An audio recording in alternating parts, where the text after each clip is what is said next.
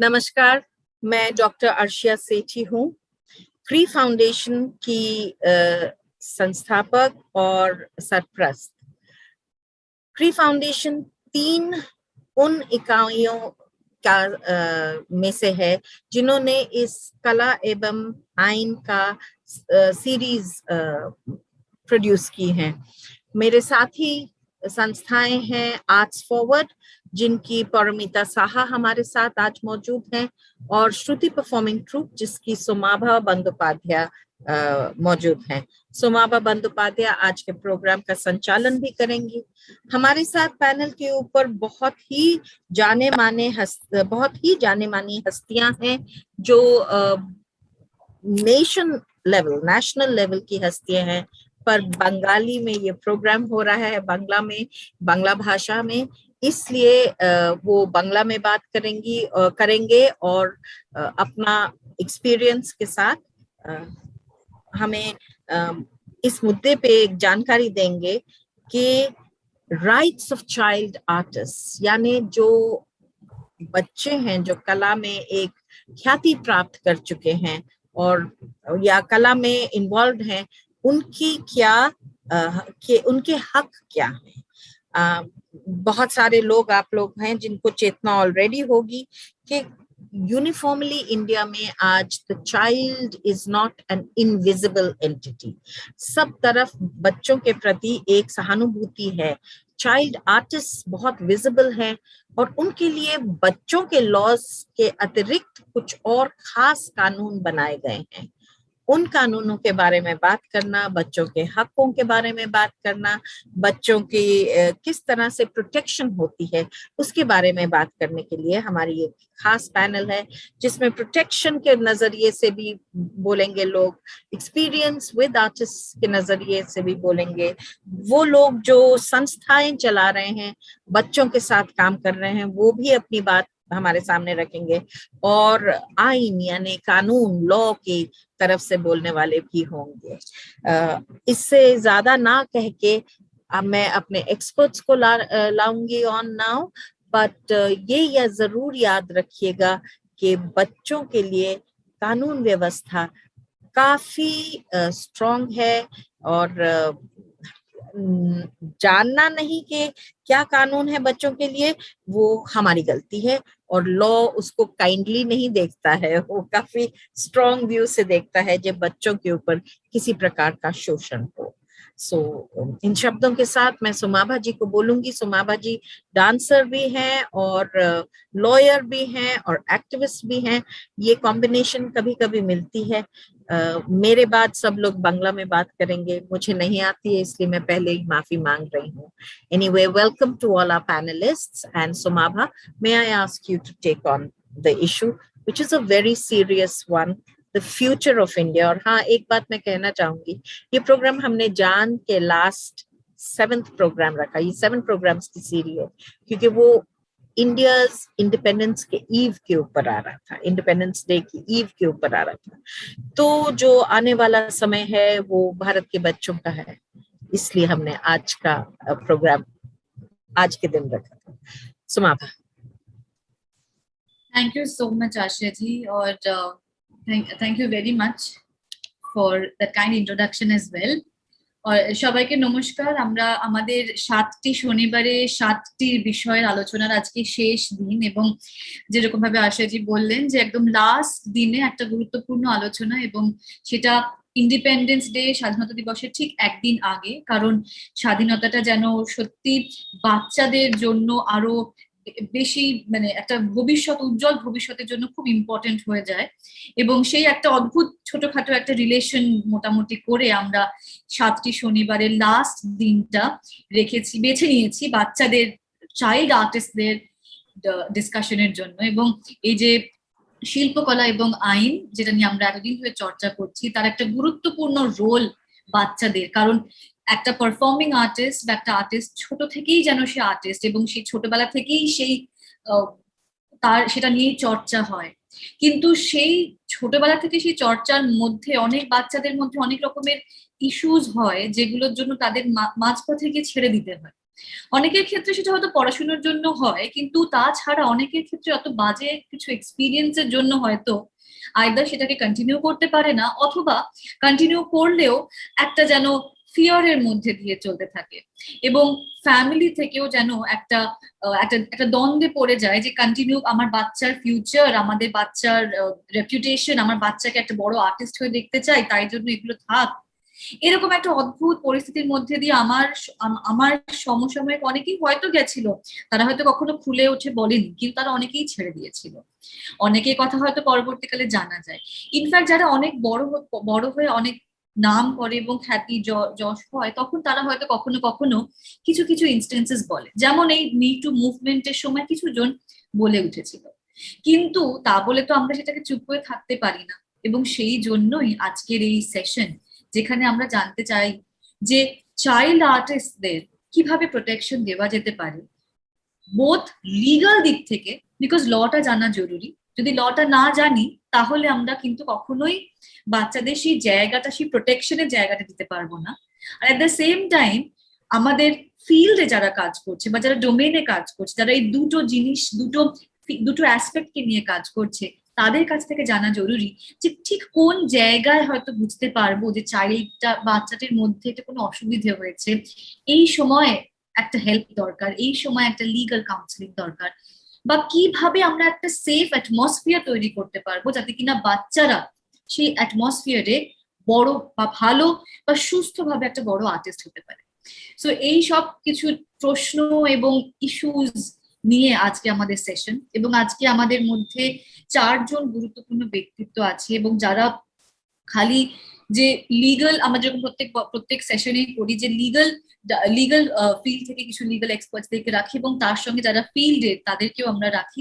Similarly আজকেও আমাদের কাছে এরকমই 4জন ব্যক্তি আছেন, এবং তারা এই দুটো জায়গায় খুব ভালো করে অনেক গভীর থেকে বুঝেছেন। সেই জন্য আর বেশি সময়টা না নষ্ট করে আমি একেবারে চলে যাচ্ছি আমাদের প্রথম বক্তার কাছে। প্রথম বক্তা হচ্ছে আমাদের রুচিরা গোস্বামী। উনি হচ্ছেন professor at NUJS, the West Bengal National University of Juridical Sciences, Kolkata. এবং ম্যাম বোধহয়, আমি জানি না, মানে যত বছর উনি কাজ করেছেন তার চেয়েও ওনার কথাটা শুনলেই মনে হয় যে ম্যামের থেকে আর কেউ ভালো বোধহয় ফিল্ডে, চাইল্ড রাইটস এর জন্য প্রত্যেকটি ফিল্ডে বোধহয় আমরা আর কাউকে এতটা কাছ থেকে দেখতে পারবো না।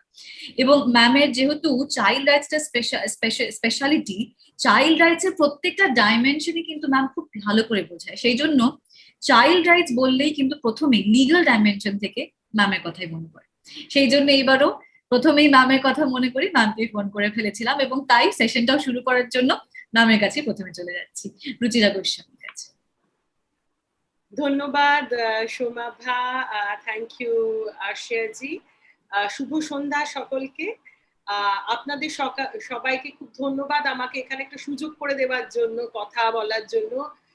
আর আমার মনে হয় এই যে শিশুরা যারা কাজ করছে, যারা চাইল্ড আর্টিস্ট, চাইল্ড রাইটস নিয়ে অনেক কথা আমরা বলি বটে, শিশু অধিকার আছে ইত্যাদি ইত্যাদি, কিন্তু তার মধ্যেও যে শিশুরা আর্টিস্ট তাদের আলাদা করে কোনো অধিকার আছে কিনা, তারা যে শিশু তাই জন্য তাদেরকে আলাদা করে একটু ভাবার প্রয়োজন আছে, এইটা আমরা মাঝে মাঝে ভুলে যাই। তাই জন্য এই একটি সেশন আলাদা করে করার জন্য, যেখানে আমরা অপ্রাপ্ত বয়স্কদের নিয়ে কথা বলছি এবং তাদের আইনি অধিকার এবং তারা নিজ গুণে তারা আর্টিস্ট, এই অনেকগুলো জায়গাকে একসাথে নিয়ে আসার জন্য অনেক ধন্যবাদ। আমি খুব মানে এই সীমিত সময়ে অনেক কিছু বলবো না, কয়েকটা আইনের সূত্র আমার মনে হয় একটু জানা থাকলে হয়তো সুবিধে হতে পারে। যারা ছোট ছেলে মেয়েদের নিয়ে কাজ করছেন অথবা ছেলেমেয়েরা নিজেরাই, আমার মনে হয় যে এই অনুষ্ঠানটা যারা শুনছেন, একটা বড় জায়গা হচ্ছে যে ছেলেমেয়েরা যদি নিজেরা শোনে, একটু বড় যারা ধরুন 14, 15, 16, 17, 18, কোথাও একটা নিজের অধিকার সম্বন্ধেও তাদের একটা সচেতনতা হওয়ার দরকার। সবসময় অধিকার বোধটা আইনে কি লেখা আছে সেটা নয়, একটা অধিকার বোধ নিজের শরীরের ওপর, নিজের মনের ওপর, নিজের যাপনের ওপর, এবং এর যে আইনি অধিকারের জায়গাটাও ভারতবর্ষে আছে, অন্তত বইয়ে আছে, আমরা জানি সেটা যখনই আমরা সেটা ইমপ্লিমেন্টেশন দেখি সেখানে বড় বেশি ফাঁক। কিন্তু আমার মনে হয় জানাটা হয়তো প্রথম পদক্ষেপ। সেই জায়গা থেকেই আমি ২-৪ কথা বলবো যে কি কি আইন আছে, তার মধ্যে কয়েকটি সুরক্ষার জায়গা আছে যেটা জানা থাকলে হয়তো যারা শিশুদের নিয়ে কাজ করছেন তাদের হয়তো সুবিধে হলে হতেও পারে, বা এমন একটা কাজ হচ্ছে যাতে তার আইনি যে একটা ডাইমেনশন আছে এটা হয়তো মাথায় থাকে না, সেটা জানা থাকলে আমরা সেভাবে হয়তো ছোটদের নিয়ে কাজ করতে পারি। আমি প্রথমেই ২-৩টে কথা বলছি কারণ এটা একটা নন লিগাল অডিয়েন্স যেহেতু আছেন, যে ভারতবর্ষে আইন অনুযায়ী এবং আন্তর্জাতিক যা যা আইন আছে, শিশু শব্দটা ব্যবহার করছি বটে, কিন্তু শিশু মানে কিন্তু একেবারে ছোট্ট, মানে আমরা যেটাকে বলি একেবারে ৯-১০ এরকম না। ভারতবর্ষ তথা আন্তর্জাতিক ক্ষেত্রে শিশু বা চাইল্ড শব্দটির মানে হচ্ছে যার বয়স ১৮ বছরের কম। যে কোনো ছেলে বা মেয়ে যাদের বয়স ১৮ বছরের কম, আমরা তাদের আন্তর্জাতিক ক্ষেত্রে, জাতীয় ক্ষেত্রে শিশু শব্দটি ব্যবহার করি। আমাদের ভারতবর্ষে শিশু সুরক্ষার অনেকগুলো আইন আছে। সংবিধানে তো আছে কনস্টিটিউশনাল রাইটস, যেরকম আছে আমাদের যে ক্রিমিনাল আইন আছে তাতেও শিশুদের কথা আছে। তাছাড়া শিশুদের মাথায় রেখে, মানে ১৮ বছরের তলায় ছেলে মেয়েদের মাথায় রেখে আলাদা আলাদা কিছু আইনও আছে, আলাদা করে আইন প্রণয়ন করা হয়েছে। আমরা আইনি ভাষায় এটাকে বলি স্ট্যাটিউটরি ল। এরকম ২-৩টে স্ট্যাটিউটরি ল এর কথা আমি হয়তো একবার জাস্ট মেনশন করে যাব। এইটা একটু মাথায় রেখে এবার আমরা আসি যে চাইল্ড আর্টিস্ট বা চাইল্ড পারফর্মার বলতে আমরা কি বুঝি। এইটা মানে হচ্ছে যে কোনো শিশু, মানে ১৮ বছরের কম ছেলে বা মেয়ে, যে কোনো ধরনের এরকম পারফরমেন্সের সঙ্গে যুক্ত। তিনি সে নাচ করতে পারে, গান করতে পারে, অভিনয় করতে পারে, সে খেলা দেখাতে পারে। এরা যে কোনো ভাবে কোনো একটি পারফরমেন্স বা কোনো রকম বিনোদন বা এন্টারটেইনমেন্টের সঙ্গে যুক্ত হওয়া একজন ১৮ বছরের তলায় একটি ছেলে বা মেয়েকে আমরা চাইল্ড পারফর্মার, এই শব্দটি একটু খুব বড়, আমরা বলি আমব্রেলা টার্ম, আমরা এই টার্মটা ব্যবহার করব। তাহলে চাইল্ড পারফর্মার যে তার কি কি অধিকার আগে সেইটা একটু বলি, তারপরে সেইখান থেকে চাইল্ড পারফর্মার তো পারফর্মারও বটে আবার শিশুও বটে, তাই শিশুর অধিকারগুলো কি যেটা চাইল্ড পারফর্মের জন্য প্রযোজ্য সেটাও একটু বলছি। তো প্রথমে যাই তাহলে যে চাইল্ড পারফর্মার যে তার মোটামুটি আইনি অধিকারগুলো কি আছে। একটা তো বললাম যে যা যা অধিকার বড়দের জন্য আছে প্রায় সব সাংবিধানিক অধিকারই বাচ্চার জন্য প্রযোজ্য, মানে বৈষম্য করা যাবে না, সমতার চোখে দেখা হবে, তার স্বাধীনতা যাতে বজায় থাকে ইত্যাদি ইত্যাদি, এই সবই শিশুর জন্য প্রযোজ্য। কিন্তু ভারতবর্ষের ১৯৮৬ সালে এর একটা খুব লম্বা ইতিহাস আছে। অ্যাকচুয়ালি ইতিহাসটা আমরা বলতে পারি ব্রিটিশ ইন্ডিয়ার ইতিহাস। সেইখান থেকে যাই হোক ১৯৮৬ সালে একটি আইন তৈরি হয় ভারতবর্ষে, যেটা হচ্ছে আপনারা অনেকেই জানেন, সেটা শিশু শ্রম প্রতিরোধক আইন বা চাইল্ড লেবার প্রহিবিশন অ্যাক্ট ১৯৮৬, এবং তার অনেকগুলো পরিবর্তন হতে থাকে পরবর্তী দশকগুলো জুড়ে, এবং ২০১৬-তে সবচেয়ে শেষ পরিবর্তন এই আইনে এসেছে। এখন চাইল্ড লেবার বললেই আমাদের মাথায় শিশু শ্রমিকের একটা চিত্র ভেসে ওঠে। হ্যাঁ, মানে আমাদের মনে হয় চাইল্ড লেবার বা শিশু শ্রমিক কে, যে ছেলেটি মাঠে খাটছে, যে ছেলেটিকে আপনি চায়ের দোকানে দেখেন, যে মেয়েটি লোকের বাড়ি খেটে খায়, আমাদের মাথায় চাইল্ড লেবার বললেই এক ধরনের ছবি তৈরি হয়। কিন্তু এই আইনটি যদি দেখি তাহলে কিন্তু সেইখানে যেই শিশু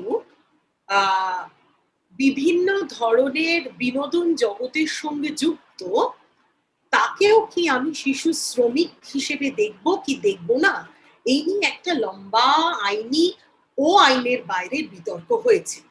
যেখান থেকে ২০১৬ যে আইনটি হলো তাতে বলা হলো যে বাকি অনেক কিছু চাইল্ড লেবার, কিন্তু যারা যেই সব শিশুরা বিনোদন জগতের সঙ্গে যুক্ত তারা শিশু শ্রম আইনের বাইরে, মানে তাদের আমরা শিশু শ্রমিক, এবং তার যে রেস্ট্রিকশনস গুলো সেটা সেইভাবে তাদের জন্য প্রযোজ্য নয়। আমরা বলি আইনের কিছু এক্সেপশন, কিন্তু এটা বলা খুব বিপজ্জনক যে যদি আমি দেখি একটি 15 বছরের ছেলে বা মেয়ে অষ্টপ্রহর এই একটি এন্টারটেনমেন্ট ইন্ডাস্ট্রিতে খেটে চলেছে, কিন্তু তাকে আমরা শিশু শ্রমিক হিসেবে চিহ্নিত করলাম না বলে তার কোনো অধিকার নেই, আর তাকে সাংঘাতিক রকম শোষণের শিকার হলো, তাহলে তো কোনো মানে দাঁড়ায় না। তাই জন্যে বেশ কিছু এই চাইল্ড লেবার প্রহিবিশন অ্যাক্টের এই যে আইন তার সঙ্গে একটা জড়িত থাকে যেটাকে আমরা বলি নিয়মাবলী বা রুলস। হ্যাঁ, তো বেশ কিছু রুলস তৈরি হয়েছে, এবং একজন চাইল্ড আর্টিস্টের ক্ষেত্রে কি কি নিয়ম প্রযোজ্য এইটা কিন্তু একেবারে লিখিত পরিত করে আছে। আরো অনেক কমপ্লেক্সিটি আছে, আমি তার মধ্যে যাচ্ছি না। শুধু আরেকটি জিনিস বলি যে ভারতবর্ষে এই 2016 আইনে একটা হয়েছে যে অ্যাডোলেসেন্ট বা বয়স সন্ধিকালীন ছেলে মেয়ে, এটা একটা আলাদা ক্যাটাগরি তৈরি হয়েছে। মানে 0 থেকে 14 বছর, এই 0 থেকে 14 বছর হচ্ছে, 14 বছর কেন? কারণ 14 বছর হচ্ছে শিক্ষার অধিকার। শিক্ষার অধিকারের যে আইন আছে সেটা হচ্ছে সব ছেলে মেয়ে স্কুলে যাবে 14 বছর বয়স অব্দি। তো 14 থেকে 18 তারা কিন্তু ভারতবর্ষের আইন অনুযায়ী শিশু, কিন্তু আবার তারা একেবারে ছোট শিশু। এরা হচ্ছে বয়স সন্ধিকালীন শিশু বা ছেলে মেয়ে, তারাও কিন্তু এই আইনের আওতায়, এই চাইল্ড লেবার প্রহিবিশন অ্যাক্টের আওতায় আসছে, কিন্তু শব্দটি যেটি এই আইনে লেখা আছে সেটা হচ্ছে অ্যাডোলেসেন্স। এবার বলা হচ্ছে এরা সবাই এন্টারটেনমেন্ট ইন্ডাস্ট্রিতে থাকতে পারে সার্কাস বাদ দিয়ে। সেটা আবার একটা অন্য ইতিহাস, কেন সার্কাসকে বাদ দিয়ে দেওয়া হলো, বাদ। কিন্তু তাদের কি কি অধিকার? যখন সে ধরুন সিনেমা করছে বা নাটক করছে বা থিয়েটার করছে বা টিভির বিভিন্ন সিরিয়ালে আছে বা রিয়ালিটি শোতে আছে, তাহলে তাদের অধিকার কি?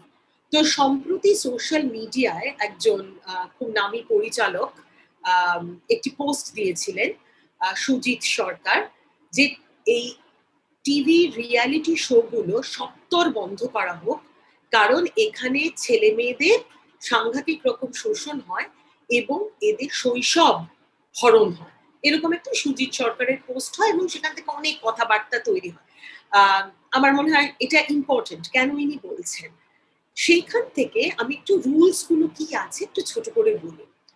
এই 2016 যে পরিবর্তিত আইন অনুযায়ী এর যে রুলস তাতে আছে যে যেই জেলায় কোন রকম একটি শুটিং হচ্ছে, ধরুন সিনেমা হচ্ছে, রিয়ালিটি শো হচ্ছে, টিভির জন্য কিছু তৈরি হচ্ছে, তাহলে সেই প্রোডাকশন হাউসকে বা production manager on behalf of the production house, তাকে একটি লিখিত আবেদন করতে হবে সেই জেলার ডিস্ট্রিক্ট ম্যাজিস্ট্রেটকে।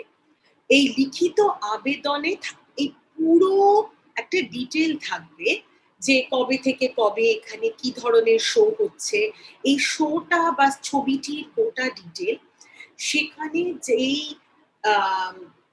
আর্টিস্টরা আছেন, ছোট শিশু কলাকুশলী আছেন, তাদের নাম, বয়স, ঠিকানা ইত্যাদি পুরোটা, এবং তাদের অভিভাবকদের লিখিত সম্মতি, রিটেন কনসেন্ট অফ গার্জিয়ানস বা প্যারেন্টস, এই পুরো ডিটেলটা আবেদনটি জমা দিতে হবে ডিস্ট্রিক্ট ম্যাজিস্ট্রেটকে। ডিস্ট্রিক্ট ম্যাজিস্ট্রেট তাতে ছাপ্পা মারলে, হ্যাঁ করলে, তখন সেই প্রোডাকশন বা সেই কাজটি শুরু হতে পারে। কাজটি চলাকালীন আরো অনেকগুলো জিনিস মাথায় রাখতে হবে। আইন অনুযায়ী প্রতি 5 জন শিশুর জন্য একজন ডেজিগনেটেড মানুষ থাকবেন, যার কাজ হচ্ছে একটি শোতে ধরুন 5টি বাচ্চা, ধরুন 50টি বাচ্চা, প্রতি 5 জনের জন্য একজন করে ম্যানেজার থাকবে, যার কাজ হবে এই এই যে ছেলে মেয়েগুলো আছে তাদের ভালো মন্দের মানে তাদের দেখভাল করা আর কি, মানে এমনকি তাদের ডায়েট কি হবে, তারা কোন সময় সেটে আসবে, কিভাবে আসবে, সেটে থাকাকালীন, সেট থেকে চলে যাওয়াকালীন তাদের গোটা সুরক্ষার ব্যবস্থা, তার জন্য একজন ডেজিগনেটেড মানুষ থাকবে। এছাড়া কি, এছাড়া বলা হচ্ছে যে কোনো 18 বছরের তলার কোনো ছেলে মেয়েকে টানা 27 দিনের বেশি কাজ করানো যাবে না। কতক্ষণ? 27 দিন, কিন্তু দিনে 5 ঘন্টার বেশি কাজ করানো যাবে না, এবং 5 ঘন্টার মধ্যেও 3 ঘন্টার বেশি তাকে লাগাতার কাজ করানো যাবে না। মানে 3 ঘন্টা, তারপর একটা ব্রেক দিতে হবে, তারপর আবার ম্যাক্সিমাম 2 ঘন্টা, তারপর তার ছুটি। আর কি করা যাবে না? সেটা হচ্ছে এই যে একটি বাচ্চা সে যে কোনো সিনেমা করছে, এই করছে, যাই হোক, তার কোনোভাবে তার শিক্ষা, তার স্কুলে যাওয়া যেন কম্প্রোমাইজড না হয়, সেইটা যেন বজায় থাকে। এই দায়িত্বটা শুধু তার অভিভাবকদের নয়, এই দায়িত্বটা সেই প্রোডাকশন হাউসের। তার মানে কি করতে হবে, যে বাচ্চাটি তার স্কুলের ক্লাস হয়ে গেল, তারপর সে সেটে এসে কাজ করলো। স্কুলের ক্লাস করে অথবা তার যখন ছুটির দিন বা ভেকেশন, ছুটির সময়, এই সময় তার শিডিউল ফেলতে হবে। এছাড়া এই এই এই এই গোটা ব্যাপারটা দেখতে হবে। এইগুলো করেই একমাত্র একটি শিশুকে সেটে ব্যবহার করা যাবে না। এই হচ্ছে child labour prohibition actor rules এর নিয়মাবলী। কি কি সমস্যা, ছোট্ট করে সমস্যাগুলো বলি। এক হচ্ছে যে আমরা ধরে নিচ্ছি, এই আইনটি ধরে নিচ্ছে যে একজন বাচ্চা একটি শোতেই করছে, মানে ধরুন একটি ছবিতে করছে, বা একটি সিরিয়ালে করছে, বা একটি রিয়ালিটি শোতে করছে, তাই জন্য বলা হচ্ছে 27 দিনের বেশি করা যাবে না। কিন্তু আইনে এরকম কিছু নেই যে ধরুন সে এক জায়গায় করছে, তারা সব নিয়ম মানছে, তারপর বাচ্চাটি সেট থেকে ধরুন বেরিয়ে গেল, তারপরে রাত্রির দিকে আরেকটা সেটে যাচ্ছে, সে যদি একাধারে দুটো করে, বা 27 দিন করে 28 দিন থেকে আরেকটা শুরু করে, এইরকম কোনো রেস্ট্রিকশন কিন্তু আইনে নেই।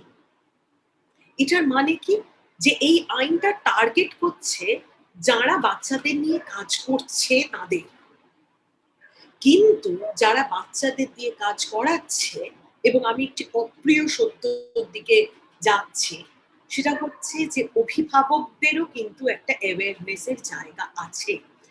এবং এই আইন, প্রথম একটি যে কোনো আইন প্রণয়ন হওয়ার সময় না একটা ইমিডিয়েট পারিপার্শ্বিকতা কাজ করে। এই যে এত রিয়ালিটি শো, সেখানে এত এত বাচ্চা, তারা কাঁদছে, তারা পঞ্চম এপিসোডের পরে বাইরে চলে যাচ্ছে, তারা লম্বা লাইন দিয়ে দেখাচ্ছে, আমরাও দেখে পাচ্ছি, ওরে বাবা কত লম্বা লাইন, সারা রাত দাঁড়িয়ে গান গাইতে এলো, তারপরে অজ্ঞান হয়ে যাচ্ছে, এইগুলো তো আমরা সর্বক্ষণ দেখছি।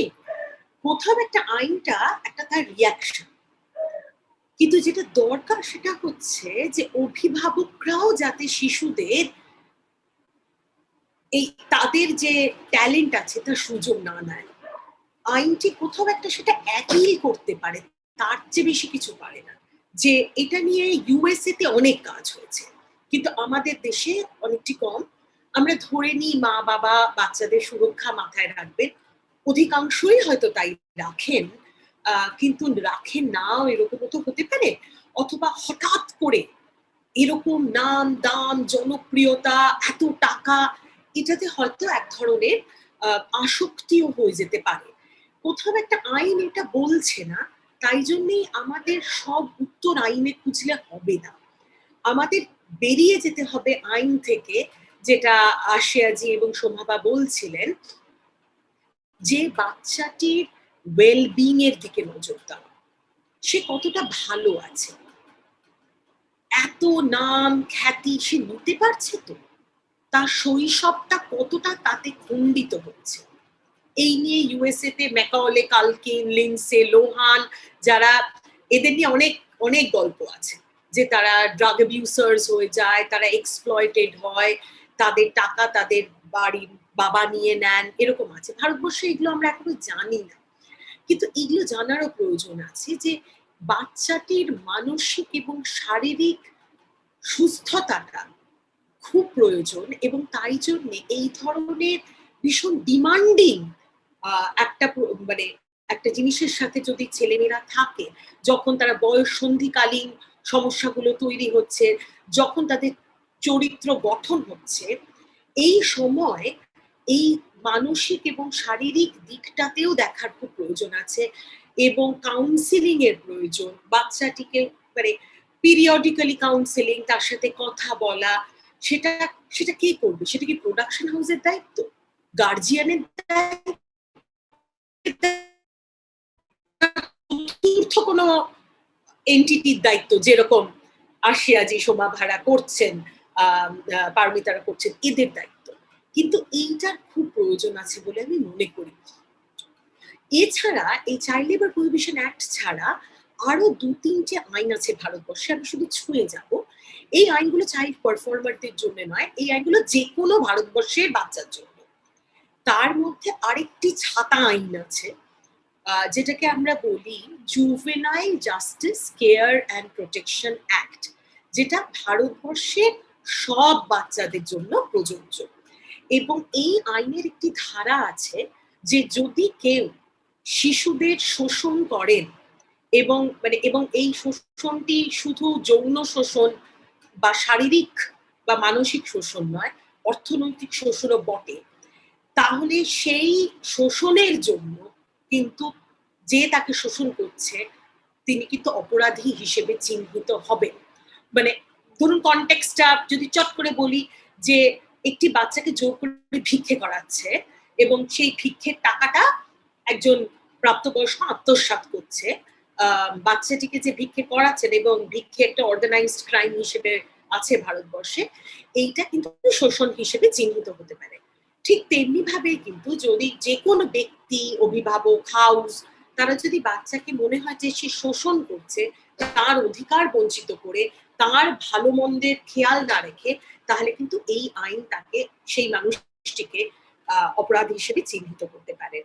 এই juvenile justice care and protection act ছাড়াও আরেকটি খুব বড় আইন যেটা নিয়ে আজকাল খুব কথাবার্তা হয়, সেটা হচ্ছে পক্সো বা protection of children from sexual offences act. সেটা হচ্ছে কোনো শিশু যদি কোনো যৌন অত্যাচারের শিকার হয়, তাহলে এই আইন তাদের অনেক ধরনের প্রোটেকশন দেয়। এবং আমরা জানি যে যখন একটি বাচ্চা বিনোদন জগতের সঙ্গে থাকছে, হতে পারে কিছু একটা ঘটেছে তার জীবনে, ধরা পড়েনি, বা সেটে কি ধরনের সিন হচ্ছে আমরা জানি না, এই সেখান থেকে হয়তো কিছু একটা হলো, কেউ কিছু একটা করলো তার সাথে। এইটা একটু মাথায় রাখতে হবে যে সব সময় যে তার মা বা বাবা সঙ্গে আসবে এমনটা নাও হতে পারে।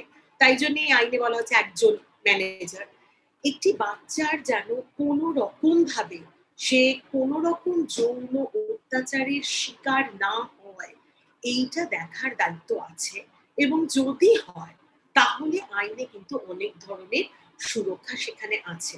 আমি জানি সুদেশনাদি আছে, সুদেশনাদি বহুদিন কমিশনের সাথে কাজ করেন এবং বলবেন পক্সো নিয়ে ডিটেল। আমি বলি যে এই একটি আইনও কিন্তু আমাদের চাইল্ড পারফর্মিং আর্টিস্টদের জন্য প্রযোজ্য আছে যে যে অ্যাক্টের সাথে।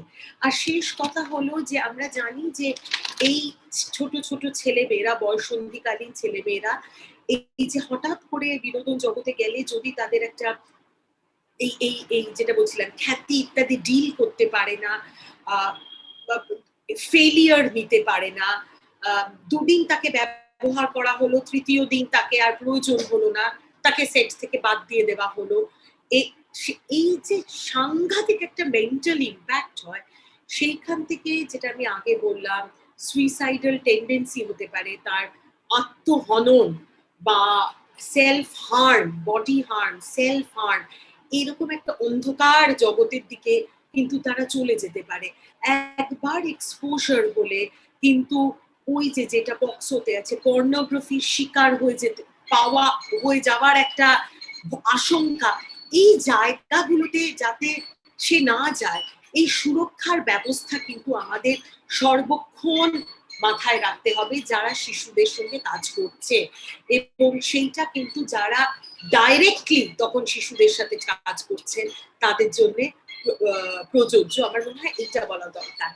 এই আইনে আমি জানি শান্তনীলদার, আমি আগেও বক্তব্য শুনেছি, অসাধারণ বক্তব্য, এবং নাটকের জগৎটা কিন্তু আইনে ডাইরেক্টলি নেই, কারণ নাটককে একটু অন্যভাবে দেখা হয়। আমি আমি খুব ভক্ত ছোটদের নিয়ে কাজ করার এবং ঝালাপালার, তাই জন্য বলছি যে সেখানে কিন্তু গল্পটা আলাদা। মানে সেইটা হচ্ছে যে আমি একটি বাচ্চা যে চুপ থাকে, শান্তনীলদা বক্তব্য শুনেছি তাই বলি, যে বাচ্চাটি চুপ থাকে, যে বাচ্চাটি বাড়িতে হয়তো অত কথা বলে না, তাকে যখন ছেড়ে দেওয়া হয় ওরকম একটা স্টেজে, ওরকম একটা জায়গায়, সে কিন্তু তার একটা পার্সোনালিটি তৈরি হয়, সে অনেক বেশি খোলামেলা হয়। তাই জন্য আমি একবারও বলতে চাইছি না যে বাচ্চাদের পারফর্মার করো না, বা যেই মেয়েটি নাচে না তাকে যখন স্টেজে ছেড়ে দেওয়া হয় সে নাচে। Performer and performance for entertainment, এই দুটো যেরকম যুক্ত তেমনি আবার আলাদা। আমি কোথাও একটা আইনটা অনেক বেশি এই টিভি বা সিনেমার জগৎ এবং এই বিনোদনের সঙ্গে শিশুদের এক্সপ্লয়টেশন হওয়ার একটা চান্স আছে, এইটা ভেবে আইনটি তৈরি। হ্যাঁ, সেটা ঠিক। যেই বাচ্চারা থিয়েটার করে, আমরা সবাই থিয়েটার করেছি স্কুলে, প্রথম সবাই স্টেজে উঠবো, ঠিক সেটা মাথায় রেখে নয়। কিন্তু আমার মনে হয় যদি কোথাও একটা শো করতে যাওয়া হয়, একটা নাটকের দল বা একটা নাচের দল অনেকগুলো বাচ্চাকে নিয়ে নাটক বা নাচতে গেল বা গাইতে গেল, একটু এই আইনের রুলস গুলো মাথায় রাখা ভালো। সম্ভবত সম্পূর্ণ মানে উদ্দেশ্যটা কমপ্লিটলি আলাদা, কিন্তু তাও যদি একটু ডিএম কে জানিয়ে রাখা, লোকাল থানায় একটু জানিয়ে রাখা যে আমরা ধরুন 15টা বাচ্চাকে নিয়ে অমুক গেস্ট হাউসে এতদিন ধরে থাকবো, এই হবে, এইটা এই সুরক্ষাটা সেই থিয়েটার গ্রুপ বা সেই নাচের দলের নিজেদের জন্যই ভালো। কারণ কখন ওটা ইউজড হবে যে আপনি কেন দাদা এনেছেন এতগুলো বাচ্চাকে, কার পারমিশন নিয়ে, এই ঝামেলায় যাতে না পড়ে যান। ডাইরেক্টলি প্রযোজ্য হয়তো নয়, কিন্তু পরোক্ষভাবে প্রযোজ্য না হলেও পরোক্ষভাবে প্রযোজ্য হতেও পারে, প্রত্যক্ষভাবে না হলেও। তো এটা আমার মানে একটা ভীষণই হাম্বল সাজেশন যে আপনারা যদি জেলায় বা কোথাও এরকম করলে, মানে কলকাতা শহরে করলে সমস্যাগুলো একটু কম হয়, কারণ এমনি একটা পারমিশন নেবার গল্প থাকে, হয়তো একটু পারমিশন গুলো নিয়ে রাখা, একটু জানিয়ে রাখা, এটা হয়তো একটু সুবিধে হলে হতেও পারে। আর আর আজকের এটা বলেই শেষ করবো যে আমরা চাই বাচ্চারা আর্টিস্ট হোক, পারফর্মার হোক, কারণ বাচ্চাদের শুধু প্রোটেকশন দেওয়া যেরকম জরুরি, তাদের একটা রাইট টু পার্টিসিপেশনও আছে। রাইট টু পার্টিসিপেশন মানে তাদের নিজেদের তুলে ধরা, মেলে ধরা, তাদের বক্তব্য পেশ করা, তারা যাতে নিজেই নিজের গল্পটা বলতে পারে, সেইটাও খুব জরুরি। এই দুইয়ের মেলবন্ধন খুব দরকার। আর আমরা অনেক কিছুই এই স্পেশালি বিনোদন জগতে পুরোটাই বড়রা করে দেয়, মানে ভীষণ অ্যাডাল্ট নির্ধারিত, তার স্ক্রিপ্ট, তার সিনেমা। তাই জন্য বাচ্চাকে না অ্যাডাল্ট যা চাইছে সেই অনুযায়ী কাজ করতে হয়। আমরা যদি আরেকটু জায়গা তৈরি করি যে একটু যারা বড় বয়ঃসন্ধিকালীন ছেলে মেয়ে, তারা কিভাবে নিজেদের বক্তব্য রাখতে চায়, সিনেমা হোক, নাটকে হোক, গানে হোক, নাচে হোক, এই জায়গাটা মানে আমি যেটাকে বলবো child participation rights of the child, এই জায়গাটা নিয়েও হয়তো আমাদের সমান্তরাল ভাবে কাজ করা প্রয়োজন। এবং চাইল্ড আর্টিস্ট হচ্ছে এই দুইয়ের সমন্বয়, যাদের সুরক্ষাও দরকার, আবার তাদেরকে মেলে ধরার সুযোগটাও করে দেওয়া দরকার, যাতে কিন্তু এমন ভাবে করতে হবে যাতে তার শৈশবটাও থাকলো, বেড়ে ওঠাটাও থাকলো, আর পুরোটাই খুব সুষ্ঠুভাবে হলো। এই জায়গাগুলো, এত কথা তো আইনে থাকে না, আইনটাকে আমাদের প্রয়োজন অনুযায়ী ব্যবহার করতে হয়। আমি এই বলেই শেষ করছি, ধন্যবাদ। Thank you so much ma'am. এবং খুব অল্প সময় অনেক কটা লজ এবং অনেক কটা লয়ের ইম্পর্টেন্ট প্রভিশনস গুলোকে একেবারে খুব সুন্দর করে তুমি তুলে ধরলে এবং খুব সহজ ভাষায় বুঝিয়ে দিলে, সেটার জন্য থ্যাংক ইউ ভেরি মাচ। এবং একটা যে ক্লাসে তুমি একটা কথা বললে যে এন্টারটেনমেন্টের জন্য আর পারফরমেন্সের জন্য এই যে দুটো যে আলাদা, এবং সেই জায়গাটাই বোধহয় বোঝার এবং আমাদের সকলের সেইটাকে নিয়ে, আইনটাকে নিয়ে চলার বোধহয় প্রয়োজন। এবং সেই এইটা একটা খুব গুরুত্বপূর্ণ পয়েন্ট তুমি যেটা আজকে তুলে ধরলে, thank you so very much. একটাই খালি ছোট পয়েন্ট, একটা খালি ছোট কোয়েশ্চেন আছে, সেটা হচ্ছে যে আমি কোয়েশ্চেনটা ইংলিশে বলে, আমি ইংলিশেই বলছি। If you witness abuse, can you as a non-related observer take any action? Witness, হ্যাঁ, তো সেটা যদি ম্যাম একটুখানি তুমি একটু বলে দাও যে কিভাবে করা যেতে পারে। একেবারে সেটা হচ্ছে যে অ্যাবিউজ বলতে সেটা সেক্সুয়াল অ্যাবিউজ না অন্য অ্যাবিউজ আমি জানি না। আচ্ছা, আমি উত্তরটা বাংলায় দেবো তো নাকি ইংলিশে? হ্যাঁ, উত্তরটা বাংলা। যে কোনো অ্যাবিউজ বাচ্চাদের প্রতি যদি হয়, যে কোনো মানুষ কিন্তু সেইটাকে রিপোর্ট করতে পারে লোকাল থানায়। আর যদি কোনোটাই লোকাল থানায়ও যদি না যেতে চান, তাহলে চাইল্ড লাইন আছে 1098 1098, তাতে ডায়াল করা ফ্রি 24/7 একটা সার্ভিস আছে। সেখানে জাস্ট বলা যে অমুক জায়গায় অমুক বাচ্চা আমার মনে হচ্ছে সে অ্যাবিউজড। এটা কনফিডেন্সিয়ালিও করা যায়, মানে আমি আমার নাম ঠিকানা বললাম না, কিন্তু যদি তাতে যদি আপনার আপত্তি না থাকে আপনি সেটা বলতেও পারেন, অথবা যে কোনো মানুষ লোকাল থানায় গিয়ে এটা জানাতে পারেন। এখানে সুদেশ নদী আছে বলে আমি আর বলছি না, 1098 ছাড়া কমিশনের ফোন নাম্বার আছে, কমিশনকে জানাতে পারেন। তারা 10টা থেকে 5টা কাজ করে, সুদেশ নদী বলে দেবেন। তাই জন্য any person can report any kind of abuse against children. এটি বাচ্চাকে বা বাচ্চার বাবা মাকেই করতে হবে এমন কোনো বাধ্যবাধকতা নেই। যদিও পুলিশি কেস হলে পরবর্তীকালে কিন্তু পুলিশ সেই বাচ্চা বা তার অভিভাবকের কাছেই ফিরে যাবে, মানে লোকের কথায় তো কেস হবে না। লিখিত কেসটা শিশু বা তার পরিবারকেই হয়তো করতে হতে পারে, কিন্তু ইনিশিয়াল রিপোর্টিং যে কেউ করতে পারে। Thank you so much ma'am. যেটা আমাদের পুরো এন্টায়ার ইনিশিয়েটিভটার অবজেক্টিভ লিগাল অ্যাওয়ারনেস, সেটা আজকের এই সেশনে তোমার সঙ্গে খুব খুব ভালোভাবে সেটা হয়েছে, সেটার জন্য থ্যাংক ইউ ভেরি মাচ। আশা করছি অনেকেই এটাতে আরো অনেক বেনিফিট পাবে এবং বুঝতে পারবে কিভাবে বাচ্চাদের সঙ্গে কাজ করলে ভালো হয়। এবং তুমি যেখানে এন্ড করেছো সেখান থেকেই আমি চলে যাচ্ছি আমাদের নেক্সট বক্তার কাছে। খুবই একজন স্বনামধন্য ব্যক্তি বটেই, তার সঙ্গে খুবই একজন একটা মুখ যাকে আমি অন্তত কেন সবাই ছোটবেলা থেকে দেখে বোধহয় বড় হয়েছে, সেটা হচ্ছে সুদেষ্ণা রয়। এবং উনি যেরকম একটা মাদারলি ফিগার, বলবো আমি মাদারলি ফিগার, যখন উনি কোনো ক্যারেক্টার প্লে করছেন, সিমিলারলি ওনার কাজের মধ্যে দিয়েও কিন্তু উনি অলওয়েজ সেই জায়গাটা আমাদের সামনে অলওয়েজ তুলে ধরেছেন। যেরকম রুচিরা ম্যাম বলছিলেন, ঠিক সেই রকমই উনি কিন্তু চাইল্ড কমিশনের সঙ্গে বহু বছর যুক্ত আছেন এবং কাজ করছেন। এবং she is that perfect link আমাদের আজকের সেশনের জন্য, যেখানে আর্টস এন্ড দ্য ল এর আমরা কথা বলছি। তো একেবারে সুদেষ্ণা রয়ের কাছে চলে যাচ্ছি। উনি এই দুটো ফিল্ডেরই আমাদের এক্সপিরিয়েন্সেস এন্ড কি করে প্রোটেকশন করতে পারি বাচ্চাদের, চাইল্ড আর্টিস্টদের, সেই জায়গাটা উনি আমাদেরকে তুলে ধরবেন। সুদেষ্ণা রয়ের কাছে চলে যাচ্ছি। Good evening. রুচিরা ভীষণ ভালো করে আইনগুলো সুন্দর করে আমাদের সামনে তুলে ধরেছে। Thank you very much, Ruchira. I've seen that you've left, but you have created a base যেটা থেকে আমি কাজ শুরু করতে পারি। সোমাভ, থ্যাংক ইউ ভেরি মাচ আমাকে এত তাড়াতাড়ি বলার জন্য, কারণ আমাকেও বলে বেরিয়ে যেতে হবে, কারণ I have another meeting from 7 onwards. তো প্রথমেই আমি সেই জন্য নিজেকে এক্সকিউজ করে নিচ্ছি।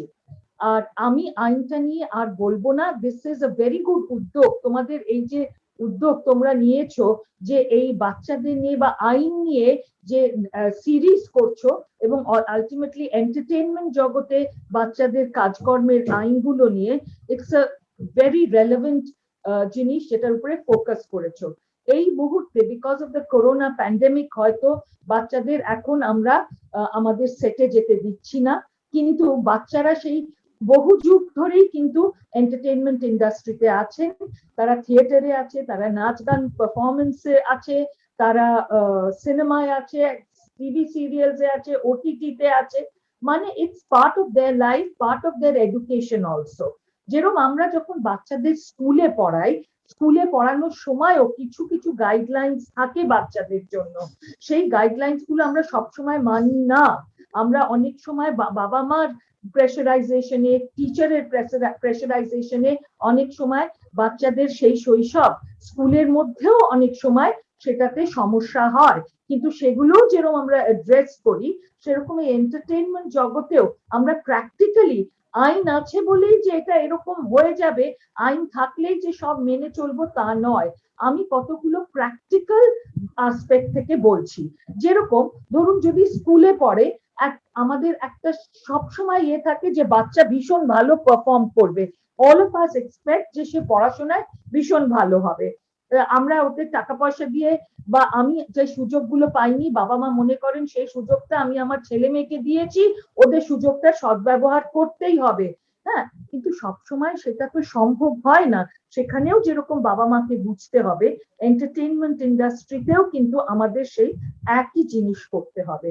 আমি নিজে বাচ্চাদের সঙ্গে কাজ করেছি, যে আমি পড়েওছি, সত্যজিৎ বাবুও তার প্রথম ছবিতেই দুটি বাচ্চার সঙ্গে কাজ করেছিলেন, এবং কিভাবে কাজ করেছিলেন, ইট ওয়াজ মোর, উনি ভীষণ ভালো বাচ্চাদের হ্যান্ডেল করতেন, এবং ওদের উনি একেবারে, আমি শুনেছি যে একেবারে ওদের সঙ্গে একাত্ম হয়ে যেতেন। আর এই অ্যাক্টিংটা, ওই যে একটু আগে রুচিরা বললো না যে অ্যাডাল্টরাই স্ক্রিপ্ট ঠিক করে দেয়, সে তো পড়াশোনার ক্ষেত্রেও অ্যাডাল্টরাই ঠিক করে দেন যে এইটা সিলেবাস হবে, এই পড়াশোনা হবে, এবিসিডি এইভাবে শিখবে বা এই মেথডে, এখানেও তাই।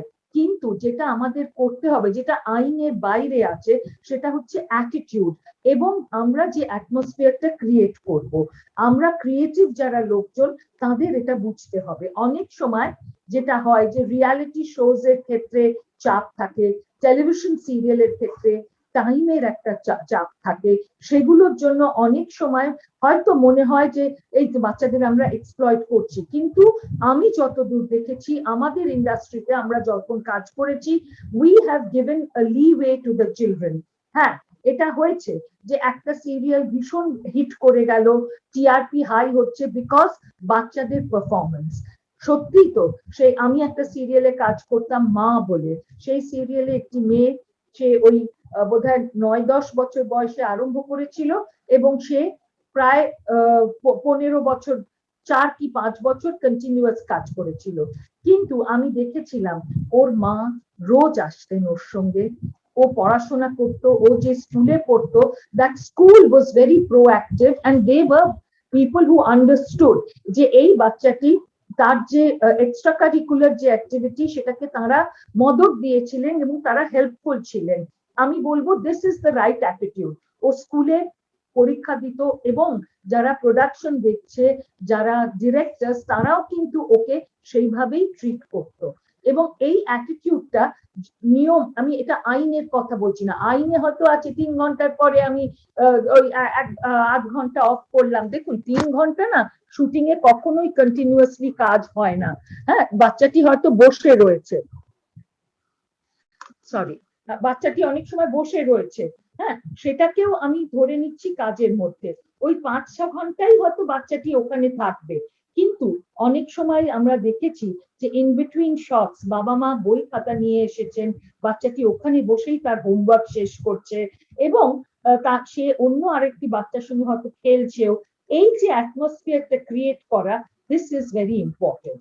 বাট এটাও ট্রু যে অনেক সময় বাচ্চা বয়সে এই যে আমাদের বাচ্চাদের মধ্যে এই যে আমি একটু স্বতন্ত্র হয়ে উঠছি, আমি একটু ফেমাস হয়ে উঠছি, আমি স্কুলে গেলে সবাই বলছে এই তুই ওই সিরিয়াল, এইটা কিন্তু ওদের মানসিক ভাবে অনেক সময় ওদের উপরে একটা কখনো সদর্থক কখনো নঙর্থক একটা প্রভাব ফেলতে পারে। এই ব্যাপারে আমি বলবো এটার জন্য কিন্তু প্যারেন্টস, বাবা মা, অভিভাবক, তাদেরই আরো সতর্ক হওয়া দরকার।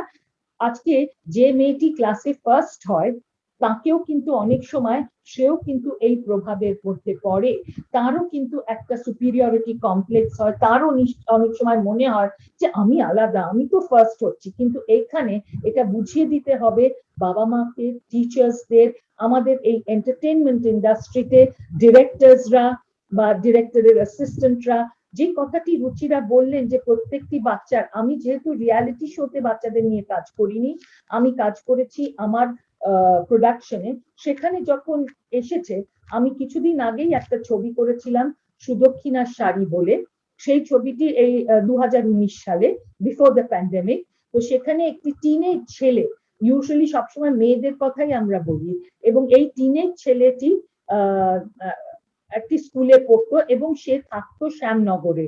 তো আমি, ওর যেহেতু স্কুল ছিল, I always made it a point, আমি নিজেকে প্রশংসা করছি না বা কিছু, এটা সবাই করে, এনিবডি, কারণ আমি একটা কথা বলছি যে যারা প্রোডাকশন চালায় বা যারা ডিরেক্টরস, ওরা কিন্তু কেউ রাক্ষস নয়, ওরা কিন্তু কেউ শোষণ করার জন্য আসেনি, they are going through a creative process and they do understand the children have their limitations. তো আমি যেটা বলছি যে ছেলেটি স্কুল শেষ হতো 1টার সময়, ও ওখান থেকে সোজা গাড়ি করে অতটা দূর আসতো টিফিন খেতে খেতে, এসে এখানে আমাদের এখানে ঘন্টাখানিক একটু রেস্ট করে ওকে আমরা 3টে 3:30 এর পর থেকে ওর সিনস গুলো ধরেছি। আর যেদিন ওর ছুটি সেদিন আমরা সকাল থেকে ওকে বলেছি এসো, এবং ডে লাইট সিনস গুলো করেছি। আমরা যখন আউটডোরে গেছি তখনও আমরা যদি ওকে নিয়ে গিয়েছি, ওর মা, ওর অভিভাবক এসেছেন, এবং এক্ষেত্রে যেটা ভালো ছিল যে যে ছেলেটি আমাদের সঙ্গে কাজ করছেন তার মা পুলিশে চাকরি করেন, সুতরাং আমাদের সেই পুলিশি ব্যবস্থার ক্ষেত্রে যথেষ্ট একটা জায়গায় আমরা নিয়েছিলাম জিনিসটা। তো এটা তো আমি বলছি 14-15 বছরের ছেলের কথা। এবার যখন আমরা ছোট ছোট বাচ্চাদের সঙ্গে কাজ করি, ধরুন আজকে সোনার কেল্লা, এই ছবিতে যখন মুকুল হিসেবে কুশল চক্রবর্তী কাজ করেছিলেন, সেই সময় কিন্তু কুশলের সঙ্গে গিয়েছিলেন তার বাবা মা, এবং ওরা যখন আউটডোরে গিয়েছিলেন, কুশল আমাদের গল্প বলেছে যে সত্যজিৎ মানিক বাবু এবং তার স্ত্রী তারাও ছিলেন, এবং এটা একটা পারিবারিক আউটিং এর মতন হয়ে গিয়েছিল। ও শুটিং করতো, শুটিং করতে করতে ওর যখন ইচ্ছে হতো ও বলতো এখন আমি করবো না, আমি এখন আঁকবো, তখন ও বসে আঁকতো।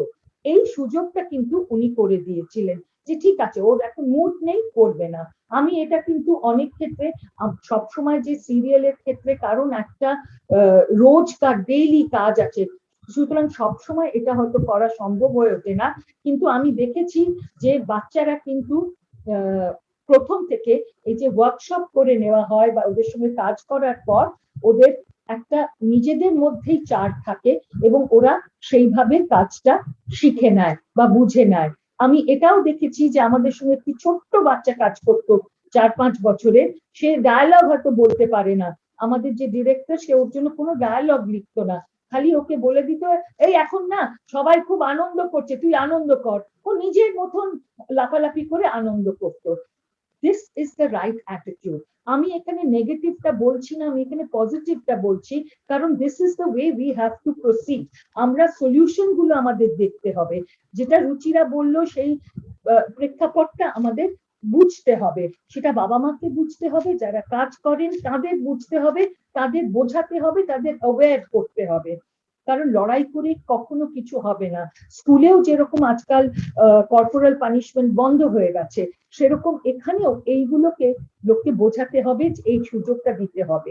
বাই এন্ড লার্জ লোকে কিন্তু এটা জানে এবং এটা মানেও। কিন্তু যেটা রুচিরা বললেন একটু আগে, এটাও হয়, এবং এক্ষেত্রে আমার মনে হয় বাবা মাদের অ্যাওয়্যার করাটা ইজ ভেরি ইম্পর্টেন্ট। আমরা হয়তো এই নিয়মটা রয়েছে যে 5 ঘন্টা 27 দিন, আমরা এটাও দেখেছি মাঝে মাঝে বাচ্চা কি 5 ঘন্টা এখানে কাজ করে টুক করে তার বাবা মা ওকে আরেকটা কোনো অ্যাডের কাজে গেল, বা অ্যাডের কাজটা সকালে করলো, করে দুপুরবেলা আরেকটাতে এলো। এই জায়গাটাতে কিন্তু বাবা মাকেও একটু সতর্ক হতে হবে, বাবা মাকেও বুঝতে হবে যে এইটা কিন্তু ওদের তরফ থেকে এক্সপ্লয়টেশন হচ্ছে। কারণ আমি যদি কাজ করি, আমাকে যদি এই প্রফেশনাল জগতে থাকতে হয়, আমাকে এই প্রফেশনাল নিয়মগুলো মানতে হবে।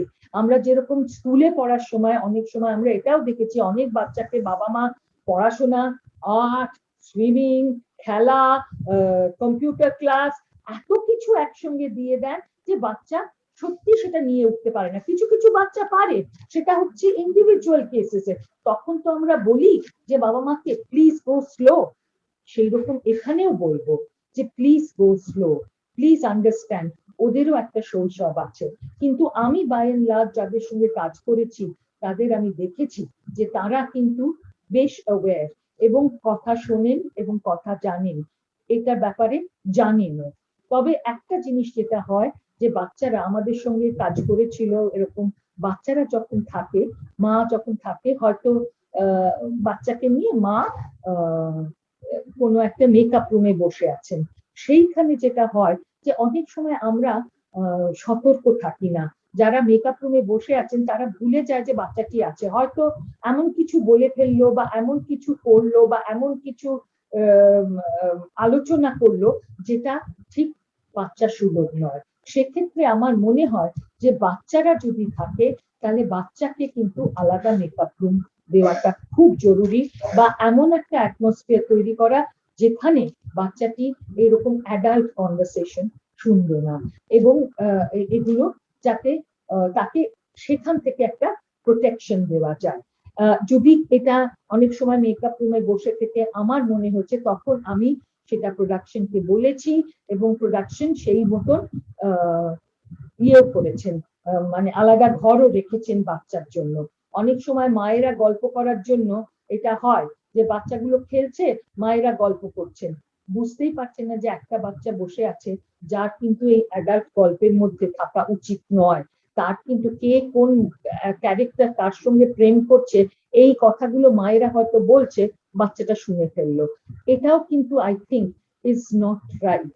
এটার ক্ষেত্রেও মায়েদের বা যারা ওই ঘরে আছেন তাদের সতর্ক থাকা খুব জরুরি। আর আরেকটা যে কথাটা রুচিরা বললেন অ্যাবাউট পক্সো, যদি কোথাও কোনো ইউনিটে কেউ, মানে সে রিলেটেড নাও হতে পারে, সেও যদি জানতে পারে যে এখানে এক্সপ্লয়টেশন হচ্ছে বা কোনো রকম সেক্সুয়াল অত্যাচার হচ্ছে বা শোষণ হচ্ছে, প্লিজ চুপ করে থাকাটাই এখানে বেআইনি, চুপ করে থাকাটাই এখানে শাস্তিযোগ্য। এখানে ডেফিনেটলি জোর গলায় দিয়ে প্রতিবাদ করা দরকার এবং যারা এটা করছে তাদের এগেনস্টে নিশ্চয়ই ব্যবস্থাপনা নেওয়া দরকার। আরেকটা জিনিস যেটা হয় রিয়ালিটি শোতে, যেটা একটু আগে রুচিরা বললেন যে সুজিত সরকার যেরকম বলেছিলেন, হ্যাঁ অনেক সময় আমরা এটা দেখেছি যে নাচের রিয়ালিটি শো বা এই ধরনের অনেক সময় যেটা করে যে ভীষণ পাকা পাকা গান, আমি এই পাকা কথাটা এই জন্যই বলছি, মানে অ্যাডাল্ট সংস, হ্যাঁ ধরুন কি বলে ওই যে একটি গান ছিল না, চলিকে পিছে কিয়া হয়, এই গানটা সঙ্গে যদি একটি বাচ্চা 6-7 বছর কি 10 বছরের বাচ্চা নাচে, এটা কিন্তু ইজ নট রাইট। সেইখানে কিন্তু যে এই শোটা করছে, যে এই ডিরেক্টর বা যে এটার স্ক্রিপ্ট রাইটার, তারও যেরকম সতর্ক থাকা দরকার, বাচ্চার বাবা মারও থাকা দরকার। আমি এটাও দেখেছি শো ছাড়াও বাবা মা কিন্তু অনেক সময় এটা বাচ্চাদের মধ্যে এনকারেজ করেন, এই ওই গানটা করতো করতো, এটা ওই যে মনে আছে চলিকে পিছের সঙ্গে তুই নাচিস, দেখ বলে এটা খুব কিউট লাগছে হয়তো যে একটা 5-6 বছরের বাচ্চা ওটার সঙ্গে ওই রকম অ্যাডাল্ট অঙ্গভঙ্গি করে নাচছে, কিন্তু সেটা পরবর্তীতে তার মনের উপরে প্রভাব ফেলতে পারে, এটা কিন্তু আমাদের মনে রাখতে হবে। সুতরাং আইন তো আইনের জায়গায় আছে, কিন্তু তার থেকেও বড় হচ্ছে যে আমাদের সচেতন হতে হবে, কারণ একটা বাচ্চার নিশ্চয়ই পার্টিসিপেশনের রাইট আছে, এবং যেরকম পড়াশোনায় পার্টিসিপেট করছে কেউ হয়তো পরবর্তীতে অভিনয়ই করবে, কিন্তু অনেক সময় এটাও হয় যে একটা বয়স অবধি, ধরুন এটাও আমি দেখেছি যে অনেক বাচ্চা তারা যখন ছোট ভেরি কিউট, কিন্তু বড় হয়ে সে আর হিরোর রোলটা পাচ্ছে না, সে আর বড় হয়ে সেইভাবে অ্যাক্টিং করে উঠতে পারছে না। সুতরাং এই জায়গায় কাউন্সেলিংটা খুব দরকার, এবং এই কাউন্সেলিংটা বাবা মারও যেরকম করতে হবে, স্কুলেও এই কাউন্সেলিং করতে হবে, ক্যারিয়ার কাউন্সেলিং করতে হবে, এটা বুঝতে হবে যে আজকে আমি এখানে ছোটবেলায় হয়তো একটা মেজর রোল করছি, কিন্তু বড়বেলায় হয়ে সবাই তো আর কুশল চক্রবর্তী বা সোহম চক্রবর্তী হয়ে সাকসেসফুল হয় না, সেটাও কিন্তু মাথায় রাখতে হবে। তাই আমি যখনই কোনো বাচ্চার সঙ্গে কাজ করি আমি সবসময় বলি যে ব্যাকআপ রাখো, পড়াশোনাটা করো, এই অ্যাক্টিংটা তো করবেই, তুমি পরবর্তীতে অ্যাক্টরও হতে পারো, তুমি পরবর্তীতে ডিরেক্টরও হতে পারো, তুমি পরবর্তীতে ক্যামেরাম্যানও হতে পারো, এডিটরও হতে পারো। এই তো আমি জানি যে অরিত্র দত্ত বণিক, যে আমাদের সঙ্গে একসময় সুপারহিট অ্যাক্টর ছিল এবং প্রেজেন্টারও ছিল, ও এখন কিন্তু হয়তো আর অ্যাক্টর নেই, কিন্তু অ্যাক্টিংও করে যেরকম, ও খুব ভালো এডিটর হয়ে উঠেছে, খুব ভালো কালার কারেকশন করে, মানে ও পোস্ট প্রোডাকশন কাজে নিজেকে তৈরি করেছে। তো এইরকমই এটাও কিন্তু বাচ্চাদের যেরকম ক্যারিয়ার কাউন্সেলিং স্কুলে করা হয়, এখানেও কিন্তু কিছুটা ক্যারিয়ার কাউন্সেলিং করা দরকার। I think I have put my thoughts across. আপনাদের যদি কোনো প্রশ্ন থাকে, I am ready to answer. Thank you so much ma'am, এত সুন্দর করে সলিউশনস গুলো তুলে ধরলেন আপনি, এবং কি কি করা যেতে পারে ওই কোলাবোরেটিভ এফর্ট নিয়ে, আর প্রত্যেকটা স্টেক হোল্ডার্স কনসার্ন তাদেরকে নিয়ে সে প্রত্যেকটা জায়গা এত সুন্দর করে আপনি মানে কানেক্ট করে বললেন। আমার মনে হয় সবাই যদি এটা একটু মাথায় রেখে করে, তাহলে ওই যে শৈশব এবং তার সঙ্গে যে বাচ্চাটির কাজ করার যে ইচ্ছা, দুটোই বোধহয় খুব ভালো করে মেনটেন থাকবে, এবং সবটা একটা ইকুইলিব্রিয়াম, একটা ব্যালেন্স মেনটেন থাকবে, চাইল্ড রাইটস প্রোটেক্টেড থাকবে এবং ক্রিয়েটিভ রাইটসটাও প্রোটেক্টেড থাকবে। Thank you so much ma'am. আমাদের একটা প্রশ্ন আছে, একটা কি কয়েকটা লিঙ্কড প্রশ্ন আছে, এবং সেটা আমাদের পারমিতা দি প্রশ্নটা করতে চাইছে।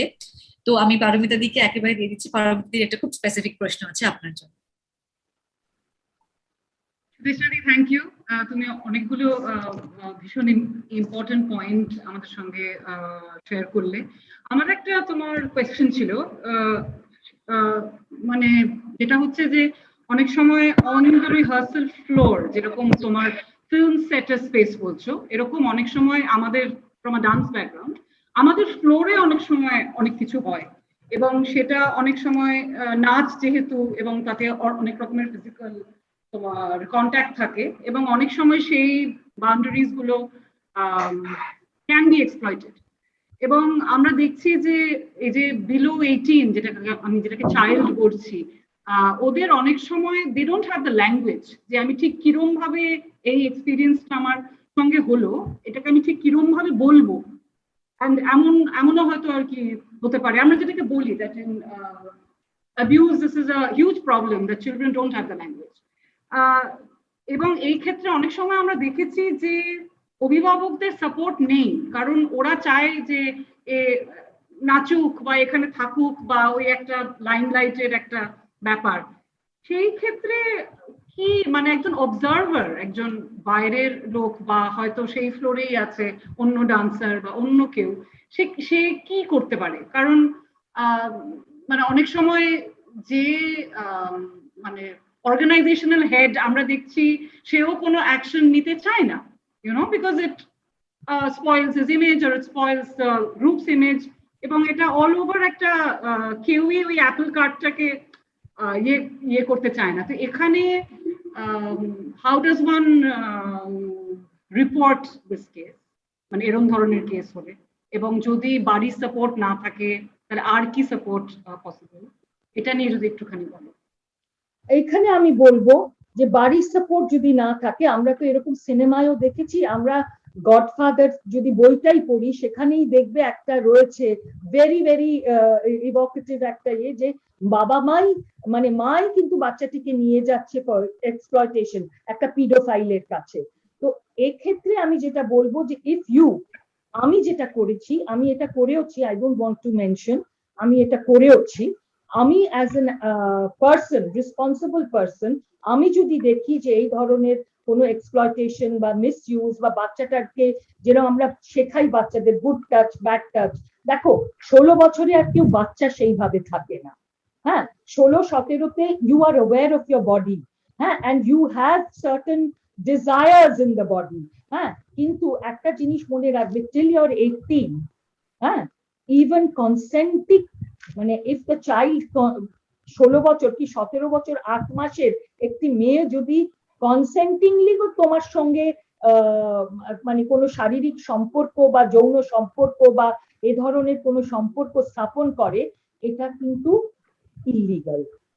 যে করছে, that person will, according to the POCSO Act, like you have rape in marriage, যে বিয়ে দিয়ে দিলেও 16 বছরের মেয়ের সঙ্গে যদি কেউ সহবাস করে সেটা কিন্তু, কারণ দ্য এজ অফ কনসেন্ট এখনো আমাদের 18।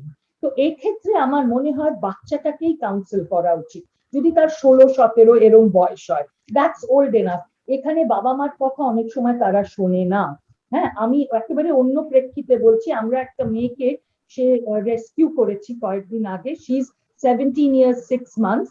She was rescued from a dance bar because her mother sent us the note, please save my daughter.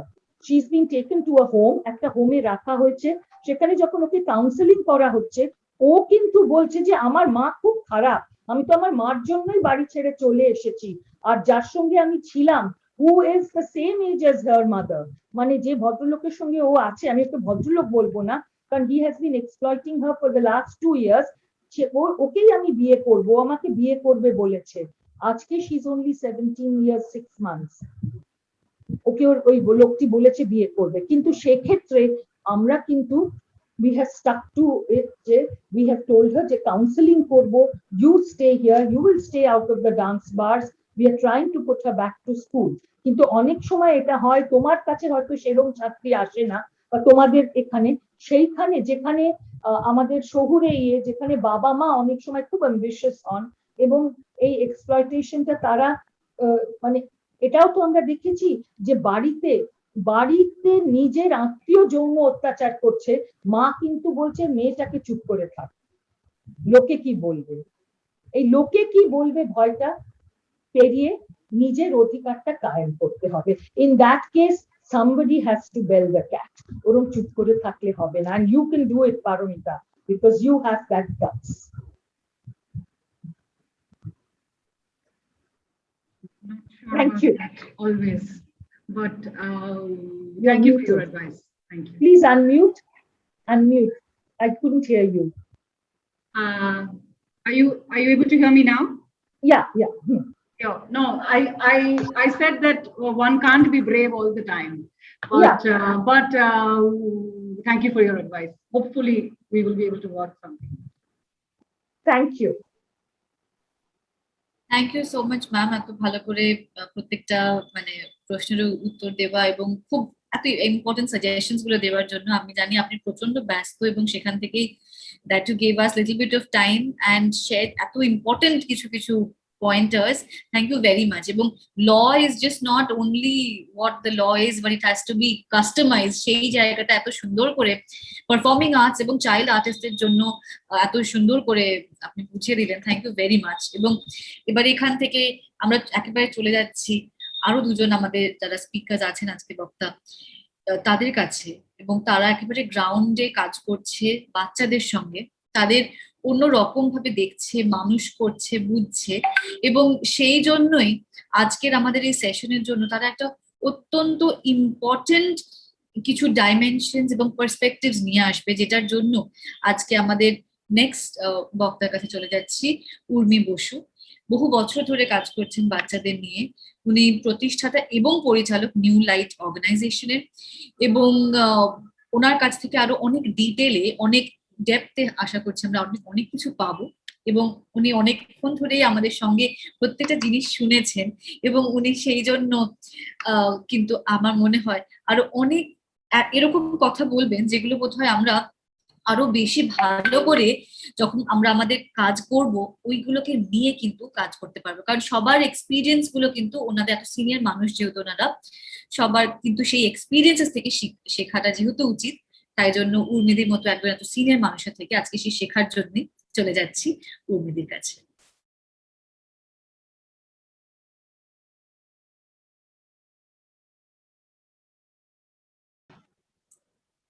নমস্কার, ক্রি ফাউন্ডেশনের আরশিয়া, আর্টস ফরওয়ার্ডের পারমিতা আর সমাভ, এবং আমার পূর্ববর্তী বক্তাদের অনেক অভিনন্দন। সবাই ভালো থাকার ইচ্ছে জানিয়ে শুরু করছি। এই যে বাচ্চাদের অধিকার এবং তাদের কি করে আমরা সুরক্ষিত রাখবো, এই আলোচনা বহুদিনের। তবে এই একটা জিনিস আমরা খুব খুশি যে এখন এই আলোচনাটা সমস্ত স্তরে ছড়িয়ে পড়ছে। আর এই ছড়িয়ে পড়ার জন্য আমার মনে হয় ব্যক্তিগত বিশ্বাস যে মি টু মুভমেন্ট কিন্তু খুব বিশেষভাবে এইটাকে মানে এর একটা প্ল্যাটফর্ম তৈরি করছে, এটাকে ইনফ্লুয়েন্স করেছে। আজকে যে আমরা সবাই একটা 7টা ইভেন্টের সিরিজের কনক্লুডিং ইভেন্টে স্বাধীনতা দিবসের আগের সন্ধ্যেতে এই কথাগুলো বলছি যে আসলে ফ্রিডম কি। ফ্রিডম হচ্ছে আমি যে জিনিসটা করতে চাই সেটা যেন আমি সম্মানের সঙ্গে এবং নির্ভয় করতে পারি, সেটাই হচ্ছে আমাদের স্বাধীনতা বা নিজেদের, আমি যে একটা স্বাধীন মানুষ তার একটা বিশেষ পরিচয়। এই এক্সপ্লয়টেশন বা এই বাচ্চাদের শোষণ কিন্তু বিশেষ করে যে বাচ্চারা পারফর্মিং আর্টস এর ওয়ার্ল্ডে থাকে বা স্পোর্টস এর ওয়ার্ল্ডে থাকে, এটা রুটিনলি শুরু হয় ফ্যামিলির মধ্যে। যে মুহূর্তে ফ্যামিলি দেখলো যে এই বাচ্চার একটা কোনো বিশেষ গুণ আছে, এ ভালো গাইতে পারে, ভালো নাচতে পারে, বা এর যে কোনো একটা স্পোর্টস ফিল্ডে, আমরা যেটা এখানে ইনক্লুড করিনি একেবারে, স্পোর্টস ফিল্ডে তার একটা এক্সট্রাঅর্ডিনারি ক্যালিবার আছে, অমনি ফ্যামিলি সেটাকে কি করে কত তাড়াতাড়ি মনিটাইজ করবে সেই জিনিসটা নিয়ে ভাবতে শুরু করে। কিছুদিন আগে পর্যন্ত আমাদের কাছে এমন কোনো আইনি কাঠামো ছিল না যাতে করে কিনা ওই সব চাইল্ড পারফরমেন্সদের right up to the age of 18 বা চাইল্ড আর্টিস্টদের আমরা কোনোভাবে প্রোটেক্টেড রাখতে পারতাম। আজকে আমাদের 1986-এ লেবার ল ফর চিলড্রেন এলো, চাইল্ড লেবার লটা এলো, কিন্তু তার বহুদিন আগে থেকে তো শুধু হিন্দি সিনেমার জগতে না, প্রত্যেকটা রিজনাল ফিল্ম ইন্ডাস্ট্রিতেও বহু চাইল্ড আর্টিস্ট কাজ করেছেন, এবং যারা কিনা পরবর্তীকালে গিয়ে অ্যাডাল্ট আর্টিস্ট হয়েছেন, এবং শিশু থাকার সময় তারা তাদের পরিবারকে মেনটেন করেছে। সঙ্গীতের জগতে ক্লাসিক এক্সাম্পল হচ্ছে Michael Jackson, who is truly the king of pop. আর তার মতন পারফর্মার সারা পৃথিবীতে বোধহয় আর কোনোদিনও আসবে না বা জন্মাবে না, কিন্তু তার পেছন দিকে শুরু চলে গিয়ে তার যদি সেই গল্পগুলো শোনা যায়, তার উপরে যে ধরনের শোষণ করা হয়েছিল সেগুলো কিন্তু আমাদের সবাইয়েরই মনের খুব গভীরে দাগ কেটে বেরিয়ে যাবে।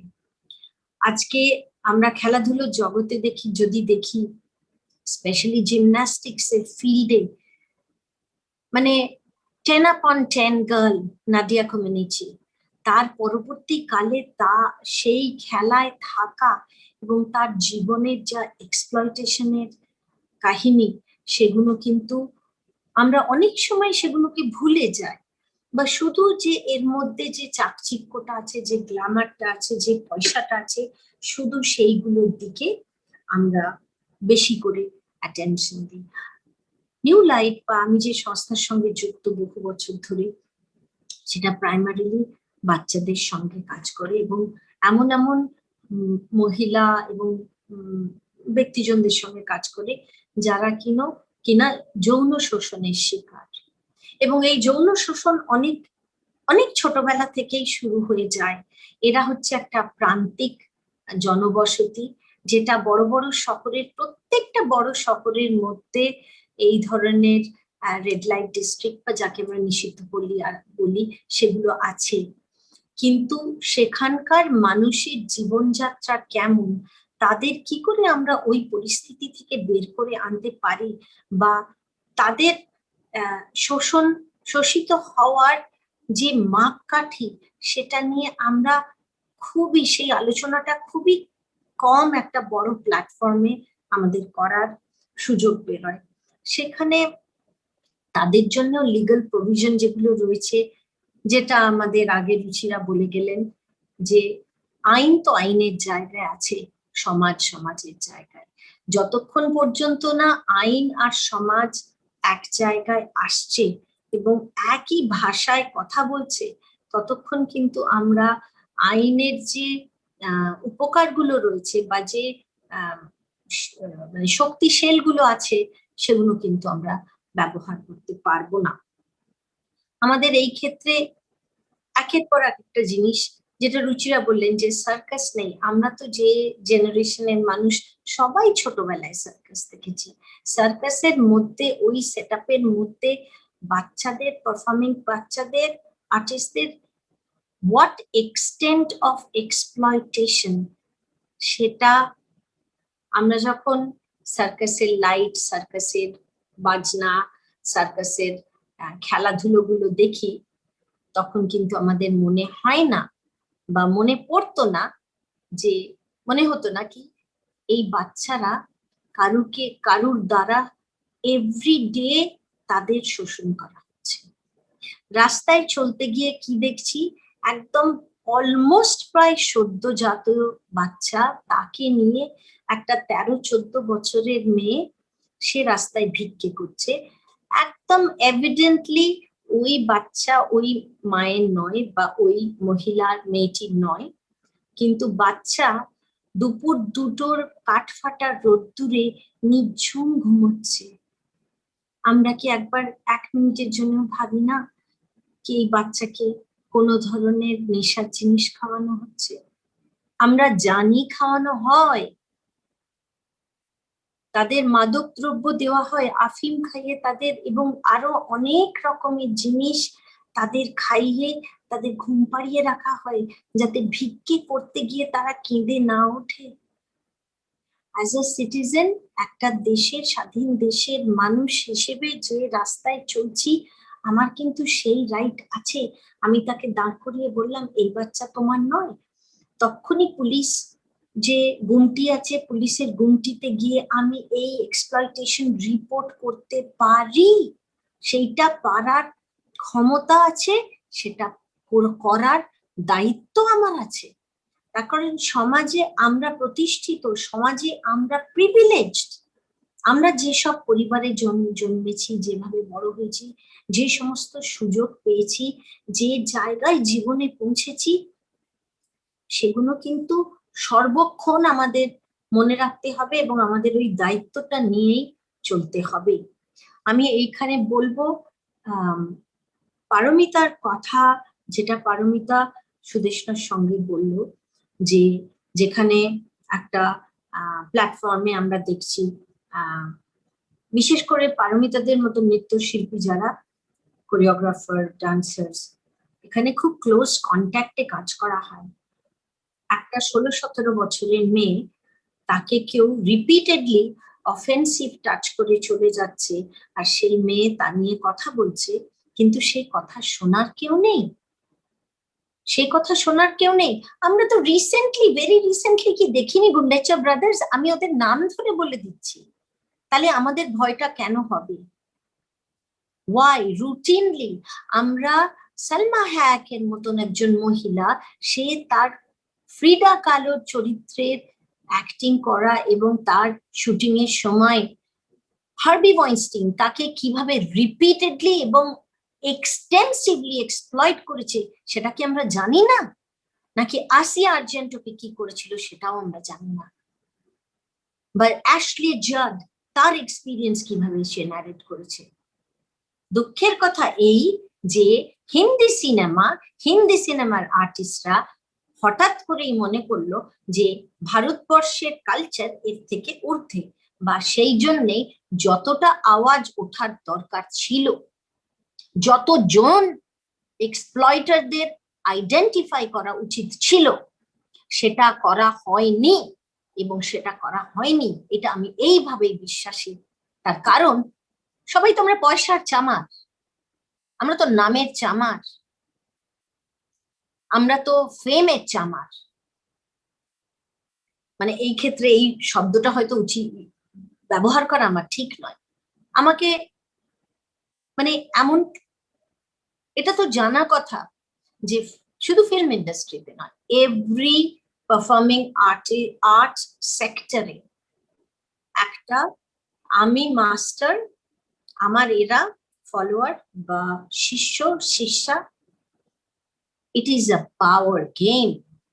আমরা যতক্ষণ এই পাওয়ার গেমটাকে রেকগনাইজ না করব ততক্ষণ কিন্তু আমাদের যারা ইয়াং পারফর্মার্স তাদের কিন্তু আমরা প্রোটেক্ট করে রাখতে পারবো না।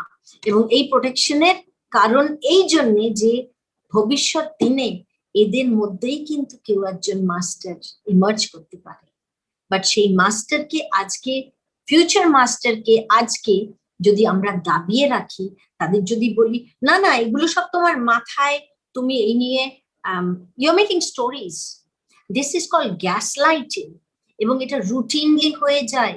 আমার গায়ে কেউ কিভাবে হাত দিল, সেই ছোঁয়াটা আমার ভালো কি লাগে, ভালো লাগলো কি মন্দ লাগলো কি, সেটা আমার ফিজিক্যাল সেন্স অফ স্পেসকে মানে ফ্লাউট করলো, সেইটা মানে ট্রান্সগ্রেস করলো, সেইটার I am the only one who will talk about it. I am the only one who will bring the victim testimony. আর কেউ বলবে না, আর কেউ জানতে পারবে না, তার কারণ সেটা আমার মধ্যে হয়েছে।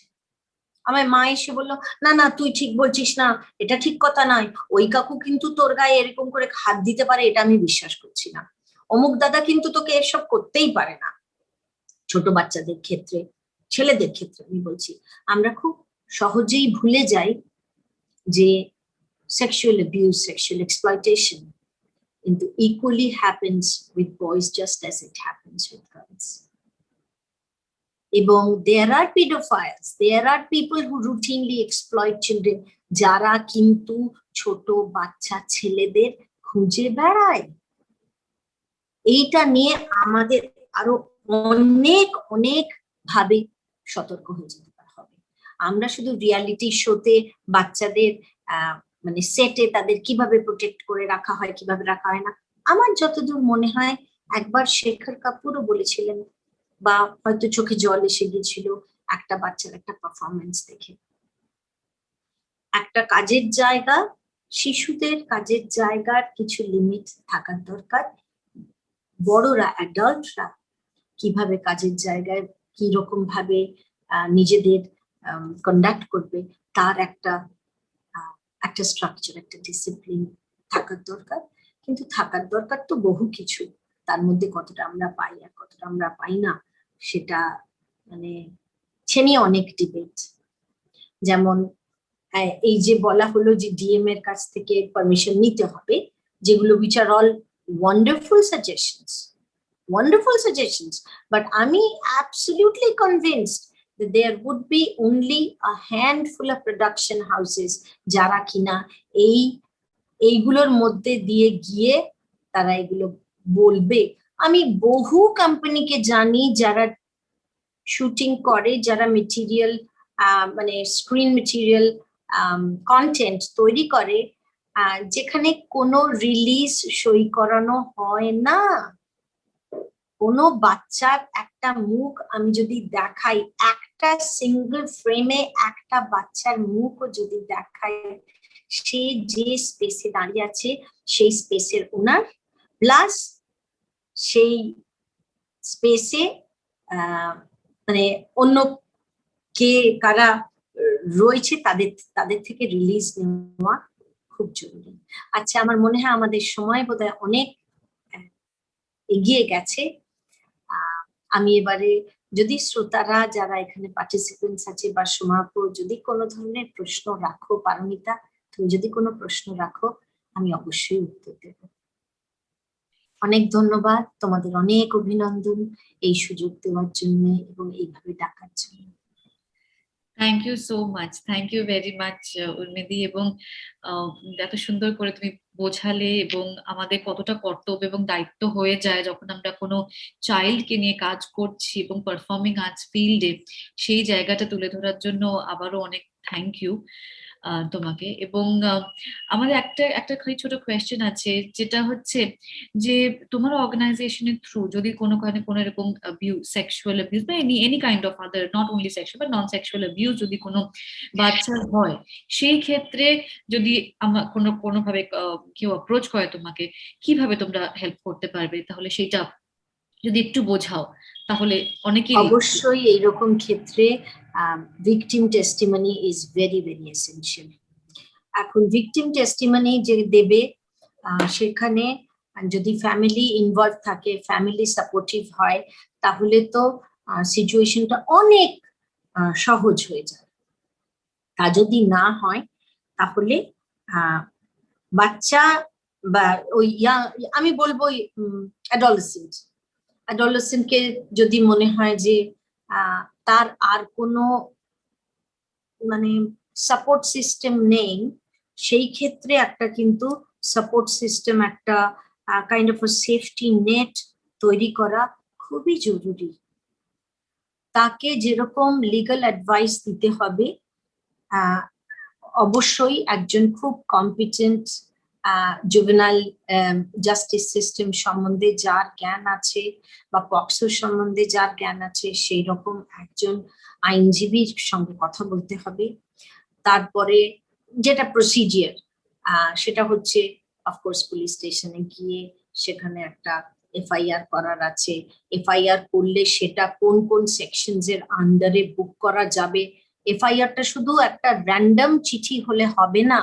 এটা অনেকে ভুল করেন যে এফআইআরটা করতে যাওয়ার আগে আমাকে সবকিছু জানতে হবে, কোথায় হয়েছে, কখন হয়েছে, কতবার হয়েছে, আর কেউ প্রেজেন্ট ছিল কিনা, কোনো ধরনের এভিডেন্স আছে কিনা, কোনো ধরনের টেক্সট মেসেজ আছে কিনা, কোনো ধরনের pornographic images electronically digitally exchanged হয়েছে কিনা, যদি ক্লোজ সেক্সুয়াল এনকাউন্টার হয়ে থাকে, if there is any residue on any garment of bodily fluids, all of these things matter. আমি সেই ক্ষেত্র অবধি যাচ্ছি না, আমি সেইখান অবধি যাচ্ছি না। এই যে একজন জাজ বলেছেন skin to skin contact will not be considered. Somebody comes and fondles my breast and I am supposed to stand there and smile and say, okay, it is just skin to skin contact. What kind of outrage is that?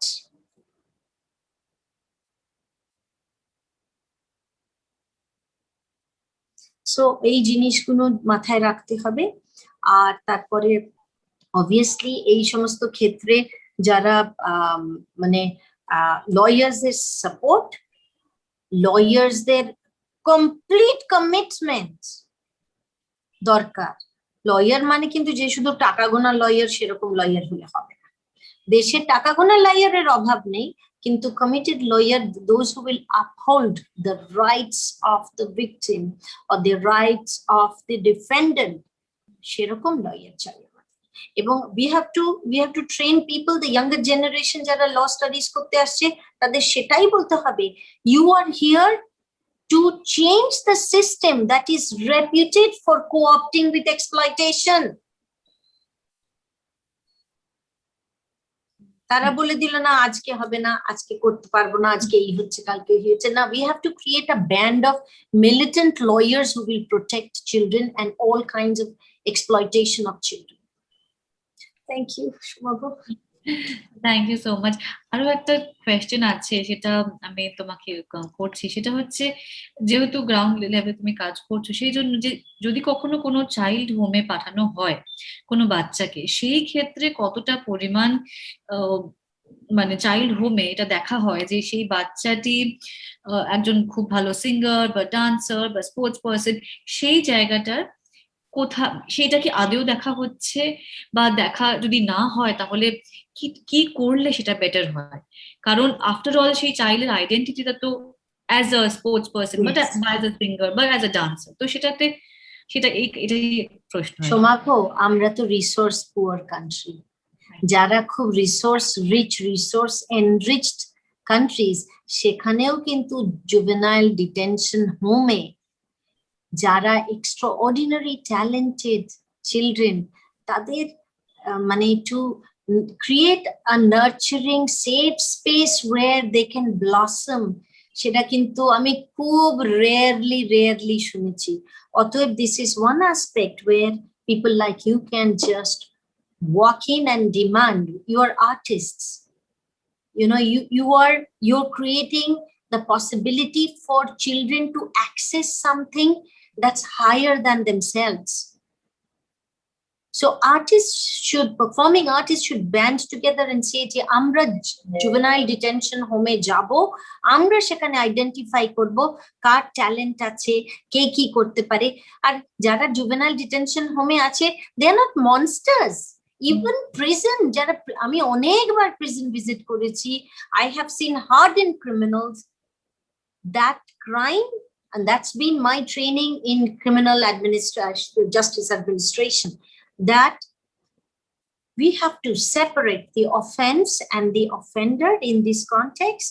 আর যখন juvenile justice system এ আছে, ততক্ষণ আমাদের জানতে হবে he is not an offender, he is somebody who is in conflict with law. He is not an offender till you are 18. No, you are in conflict with law. এবং তোমাকে counseling এর মাধ্যমে, opportunities এর মাধ্যমে how to neutralize that conflict and to recover. That's what can be done. Thank you so very much, Urmili. Thank you. খুব important points এলো এবং তার সঙ্গে কোয়েশ্চেন্স গুলোকে তুমি এত ভালো করে উত্তর দিলে যে সেটাতে অনেকেই যারা শুনছে এবং যারা ফেসবুক লাইভে শুনছে বা পরে যদি আমাদের unmute.help ওয়েবসাইটেও এই পুরো প্রত্যেকটা সেশনের রেকর্ডিং থাকবে, আমার মনে হয় অনেকেই হেল্প পাবে এবং বুঝতে পারবে যে যদি কিছু এরকম ইনসিডেন্ট হয় কি করা যেতে পারে। এবং যেটা পারমিতা দি এক্ষুনি চ্যাটে লিখলো যে একটা খুবই এক্সেলেন্ট প্রপোজাল তুমি আমাদের সামনে তুলে ধরলে, এবং আই থিঙ্ক এখানে আর্টস এন্ড দ্য ল সিরিজের বোধহয় সাকসেস, যে এভরি টাইম প্রত্যেকটা সেশন থেকে আমরা একটা করে কিছু না কিছু প্রপোজাল পাই যেটা আমরা আগামী দিনে কিছু তার উপরে করতে পারবো, এই আস্থাটা রাখি। Thank you very much. Actually, I also want to mention, Sumabha, that Urmidi already has a wonderful running program, যেটার মধ্যে আমিও একবার Urmidiর সঙ্গে I've gone inside the jails and I've worked with her. She has a stunning program, Kalpataru, তাই না ওটার নামটা?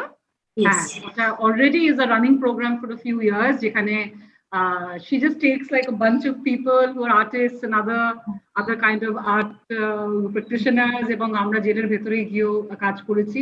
এবং I think Urmidi, it is time we probably start working on that again and focus more on children probably. Yes. I think since tomorrow already একটা running program আছে, probably we should do more with that. Thank you. Thank you so much. আচ্ছা, আমার ফোনে আমার এই battery খুব run down করছে। I would have loved to stay on, যতক্ষণ পারি আসছি। Thank you so much. এবার আমাদের শেষ বক্তার কাছে চলে যাচ্ছি।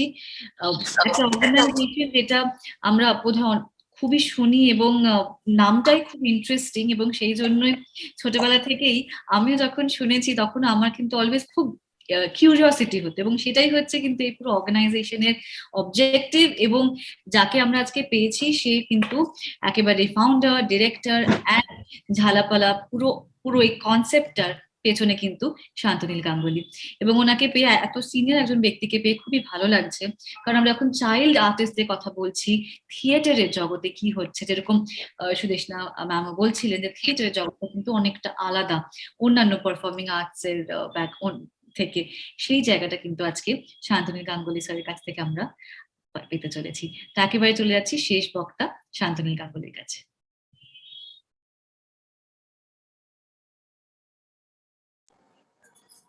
হ্যাঁ, ভীষণ ভালো লাগছে আজকের এই অনুষ্ঠানটা শুনতে। এর আগের সমস্ত বক্তার বক্তব্য আমি খুব মন দিয়ে শুনলাম, খুব ইন্টারেস্টিং, প্রচুর তথ্য উঠে এলো। এরকম একটা সুন্দর বিষয়কে নিয়ে আলোচনার জন্য আয়োজক সংস্থাদের আমি আমার ধন্যবাদ জানাচ্ছি, শুভেচ্ছা জানাচ্ছি আমার পূর্ববর্তী বক্তাদের।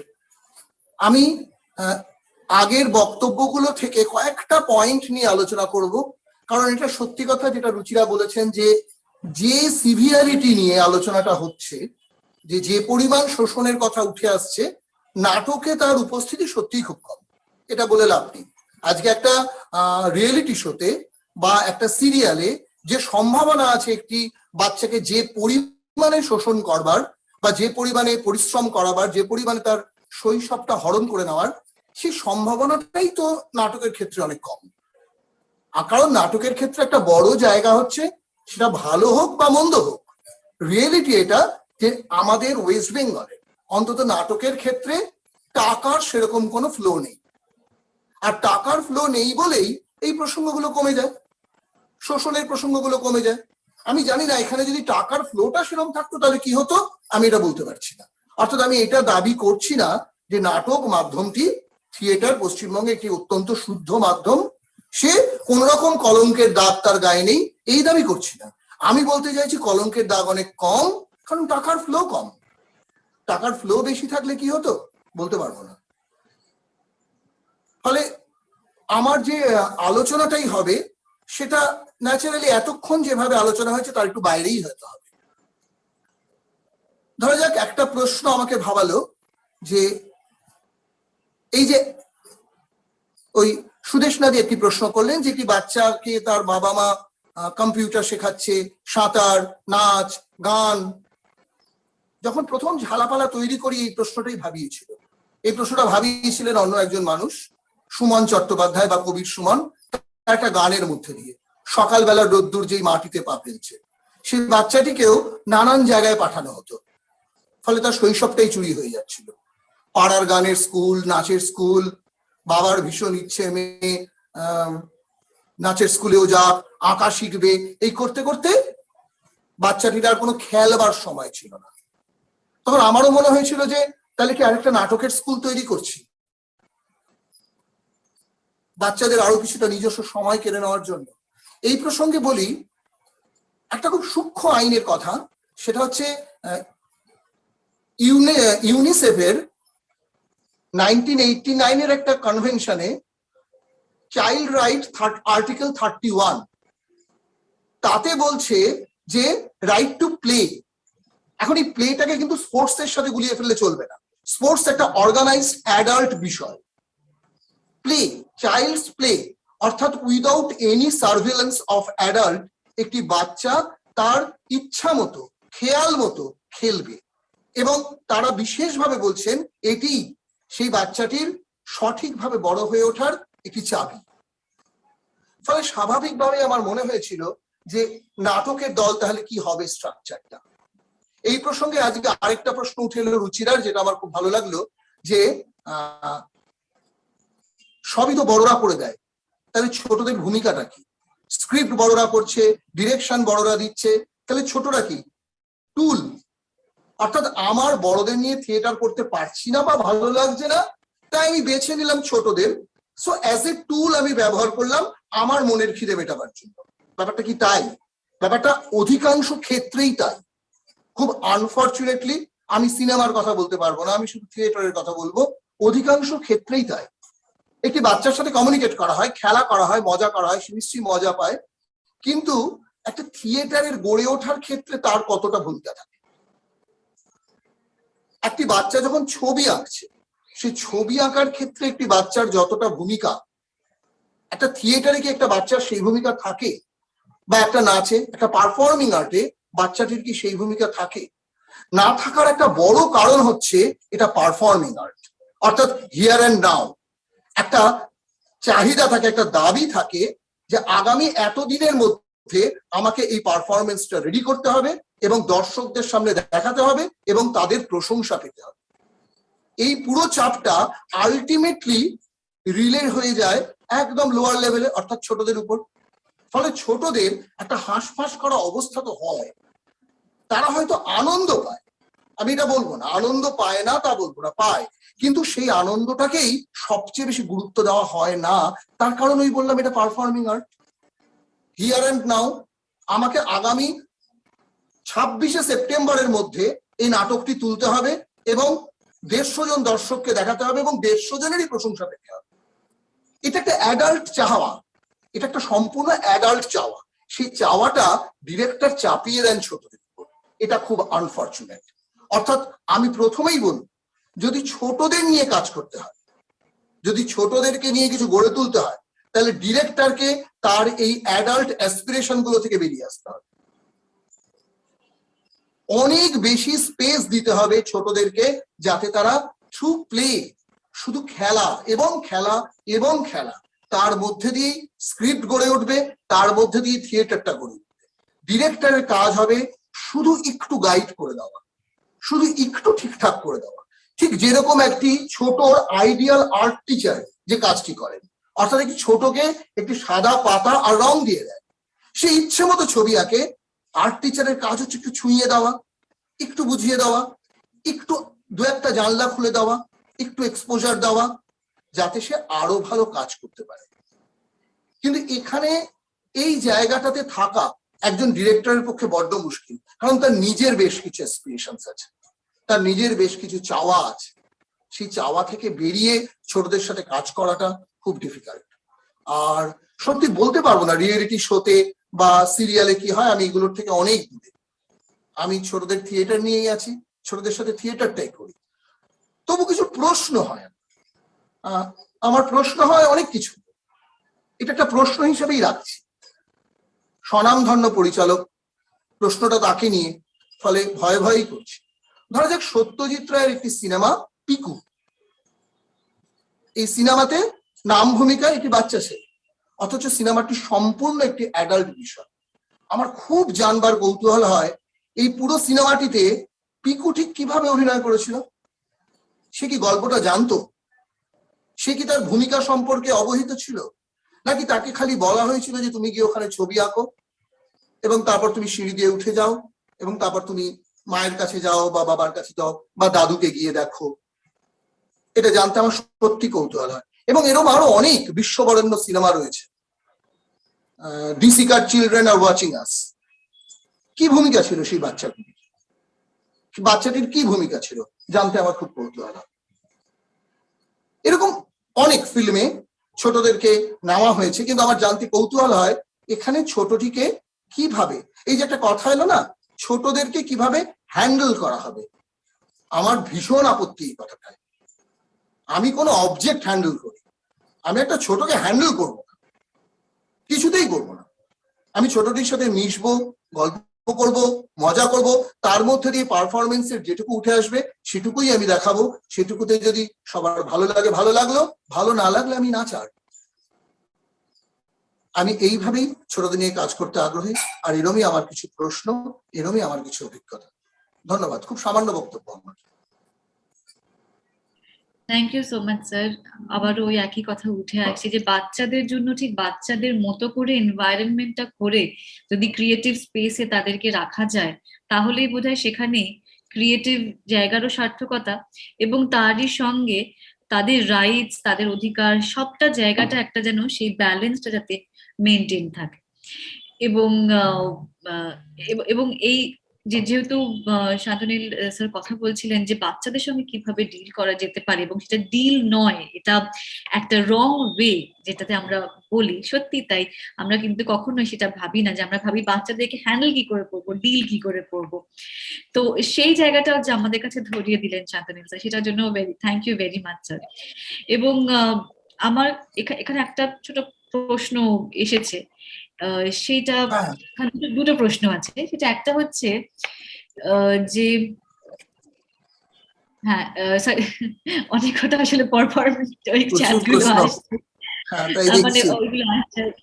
হ্যাঁ, এটা পারমিতাদি প্রশ্নটা করছে যে একটা could you please share a process of working with children, কিভাবে বাচ্চাদের সঙ্গে একটা আইডিয়াল ফরম্যাট বা ফ্রেমওয়ার্ক যদি দেওয়া যায়, which is মানে আপনার কথাতে সেগুলোতে কিছু কিছু বেরিয়ে এলো, বাট একটা ফ্রেমওয়ার্ক যদি আমরা পারফর্মিং আর্টিস্ট হিসেবে চাইল্ড আর্টিস্টদের সঙ্গে কাজ করি, কি মাথায় রেখে একটা ফ্রেমওয়ার্ক যদি আমাদের কাছে। মানে আমি এটা এই জন্য জিজ্ঞাসা করলাম, কারণ I have seen him work at very close quarters and I know the process.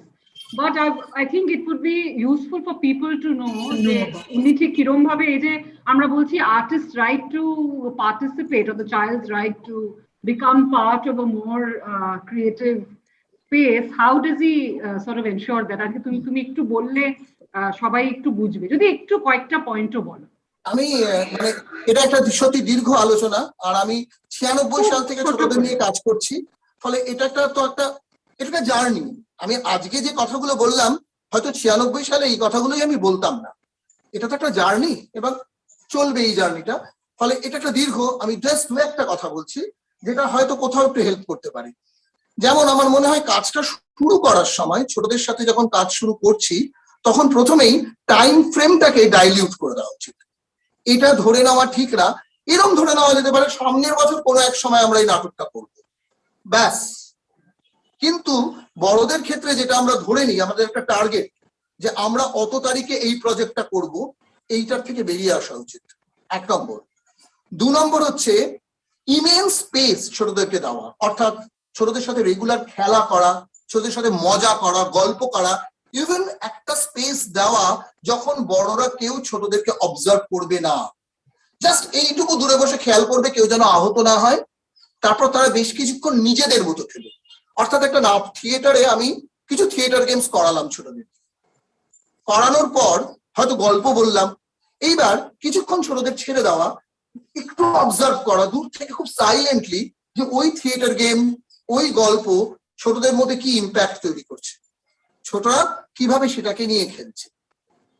3 নম্বর, যখন আমি একটা থিয়েটার তৈরি করতে চাইছি তখন আগে ছোটদের সাথে নানান গল্প বলা এবং ছোটদেরও গল্প শোনা, তাদেরও অনেক গল্প থাকে, সেই গল্পগুলোও শোনা।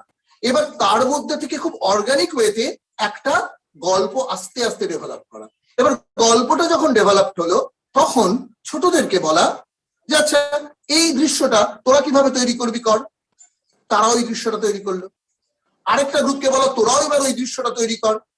এইরকম একটা প্রসেস, খুব অর্গানিক প্রসেস, যেটা তলার থেকে ওপরের দিকে উঠে আসবে, যেটা ডিরেক্টর ওপর থেকে নিচে চাপিয়ে দেবে না। এইটাই খুব সংক্ষেপে বললে ব্যাপারটা এরকম, কিন্তু এটার অনেক ছোট ছোট ডিটেল আছে, অনেক এলাবোরেটিভ একটা প্রসেস।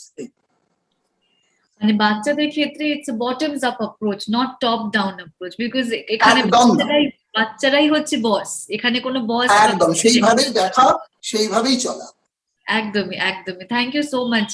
এই কথাগুলো সত্যি খুব ইম্পর্টেন্ট। যখন আমরা কাজ করি আমরা হয়তো ওই একইভাবে, ওই যেটা একটু আগে কথাটা হচ্ছিল এবং যেটা উর্মিদিও রেজ করে, যে বাচ্চাদেরকে ঠিক বড়দের মতোই ভাবা হয়, সেটা যে নয়, সেই জায়গাটার জন্য বোধহয় আমাদের পারফর্মিং আর্টিস্টদেরও অনেকটাই ট্রেনিং এরও প্রয়োজন।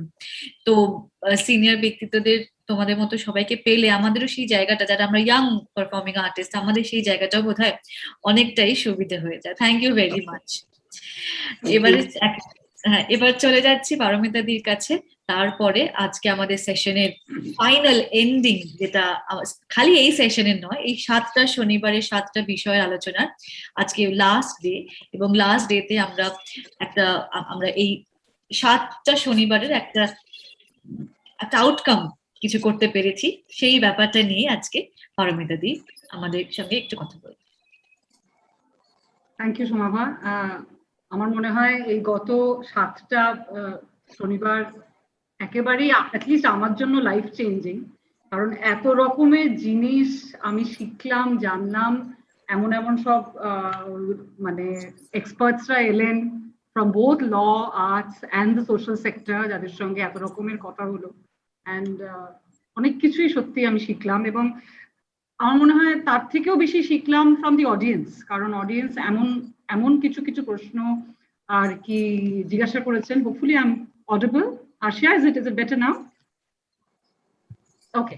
সো এমন সব প্রশ্ন এসেছে, এবং একটা প্রশ্ন অনেকবারই এসেছে যে এই রুলস গুলো বা এই লস গুলো বা এই যে তোমরা এত জিনিস বলছো, এটা আমরা সহজে কি করে পাবো, যে আমি চট করে এটা একটুখানি জানতে চাই বা আমি দেখতে চাই, কোথায় গিয়ে দেখি।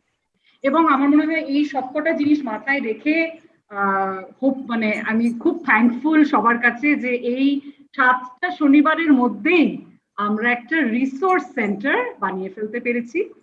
সেটা এখন আই ওয়ন্ট ক্লেম যে ওটার ম্যাক্সিমাম স্পেসে রয়েছে, এখনো এটা স্টিল স্ট্রাকচার, অনেক কিছু আছে, কিন্তু অনেক কিছু এটার মধ্যে আসবে, অ্যাড হবে, বাট আমরা একটা শুরু করতে পেরেছি।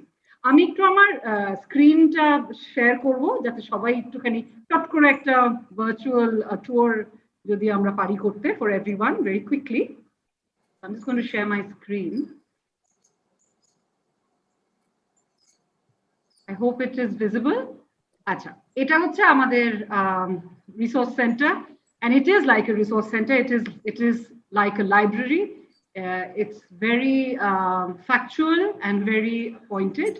এটা আমাদের ল্যান্ডিং পেজ, কারণ আমাদের কাছে এটা ভীষণ ইম্পর্টেন্ট যে অনেক সময় অনেক ওয়েবসাইটে অনেক ইনফরমেশন থাকে এবং সেটা একটু মানে ছড়িয়ে ছিটিয়ে থাকে এবং সবাইকে একটুখানি আর কি খুঁজতে হয়।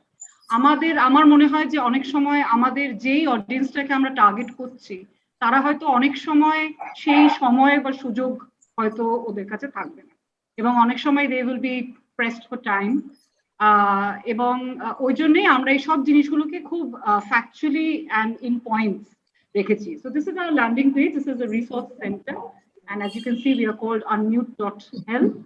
So when you are going to type this on any server, সেটা গুগলে হোক বা যেখানেই হোক, unmute.help টাইপ করলেই হবে। এতে আমরা এখানে we will reach this landing page, এবং আমরা এটার একটা description দিয়েছি that this is a performer's guide to speaking up, laws, rights, resources and network. মানে অ্যাজ আ পারফর্মার যদি আপনার কিছু বলার থাকে বা আপনি বলতে চান বা কোনো রকম সেটাতে হেল্প লাগে, সেটার সমস্ত লজ, আপনার রাইটস কি, আপনার কাছে কি কি রিসোর্সেস আছে এবং কি কি নেটওয়ার্কস আপনি ব্যবহার করতে পারেন, সবটাই এখানে রয়েছে। এখানে দেখবেন দুটো সেকশন আছে, একটা হচ্ছে reference material, I am just going to scroll down, এবং এটা আমি ইংলিশ টাই এখানে দেখাচ্ছি, যদিও আমাদের কিছু বাংলা রিসোর্সও এখন আছে, খুব বেশি নেই। হিন্দি এখনো কিছু নেই, কিন্তু খুব শিগগিরই হয়তো হবে। যে এগুলো সবকটি পারফর্মার রাইটস এর আন্ডারে, এবং এগুলো সবকটি লিঙ্ক। এই লিঙ্কগুলোতে ইফ ইউ গো, আপনি দেখবেন যে এগুলোতে অনেক রকমের লেখা, articles, research papers, training sessions, কিছু ঘটনা আগে ঘটেছে সেটার সম্বন্ধে কোনো রিপোর্টিং, এগুলো সমস্ত এখানে রয়েছে। তো এই সেকশনটা হচ্ছে পারফর্মার্স রাইটস, এবং তারপরে আমাদের একটা সেকশন আছে যেখানে লিগাল স্ট্যাচুটস, মানে আমাদের কি কি লজ আছে, যেমন আপনারা আজকে শুনলেন juvenile justice act, the protection of children from sexual offences act, যেটা আমরা শুনলাম, এগুলো অলরেডি এখানে আছে। এবং শুধু সেটা না, লটাও আছে, এবং ল এর একটা ডেসক্রিপশনও রয়েছে in normal easy accessible language, যাতে বুঝতে প্রবলেম না হয়। এরপরে we have a separate section on sexual harassment, কারণ আমরা দেখছি এটা একটা খুব strong need at this moment, এবং এখানেও অনেক রকমের information, articles, Facebook post, different sort of news articles, media clippings, laws, অনেক কিছু, তারপরে অনেক রকমের কোর্ট জাজমেন্টস, এগুলো সমস্ত এখানে আছে, and you can read. You can also see there are a whole section of videos, আমাদের এখানে একটা পুরো ভিডিও সেকশন আছে, just যাচ্ছি, and in the video section again আপনি দেখবেন যে অনেক রকমের ভিডিওস এখানে আছে। আমাদের এই যে আর্টস এন্ড দ্য ল এর যে একটা সেট আছে পুরো, এটাও আছে, প্লাস অন্য ভিডিওসও আছে যেটা can be used more as a resource material.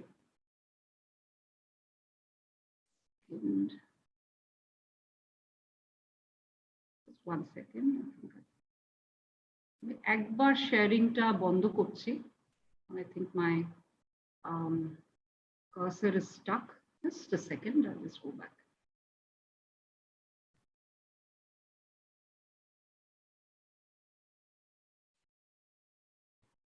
Sorry about that. I'm going to share my screen once again. Yeah, so this is where we were. এগুলো আমাদের সমস্ত রিসোর্স। আমি আরেকটা খুব ইম্পর্টেন্ট জিনিস এখানে চাই পয়েন্ট আউট করতে, if you see all the headings on top, আমাদের একটা পার্টনার নেটওয়ার্ক আছে, এবং এই পার্টনার নেটওয়ার্কে আমরা আপনাদেরকে আপিল করছি যে if you are from a performing arts organization or if you are an individual, এবং আপনারা যদি চান যে আপনাদের work spaces, art spaces, studios, organizations আর একটু সেফ হোক, এথিক্যাল হোক, রেসপন্সিবল হোক, তাহলে আপনারা you can join this network. There is an option, click to join. You can join here, এবং আপনারা আমাদের পার্টনারে, আমাদের পার্টনার হলে it's absolutely free access.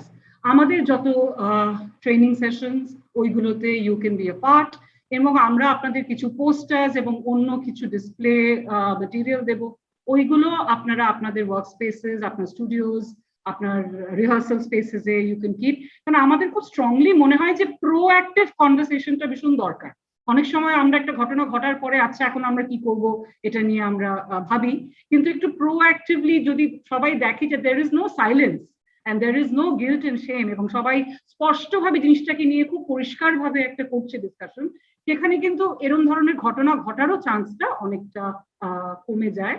আমাদের কিছু অর্গানাইজেশনস অলরেডি আছেন এবং আমরা চাইছি আপনারা সবাই এই নেটওয়ার্কে জয়েন করুন।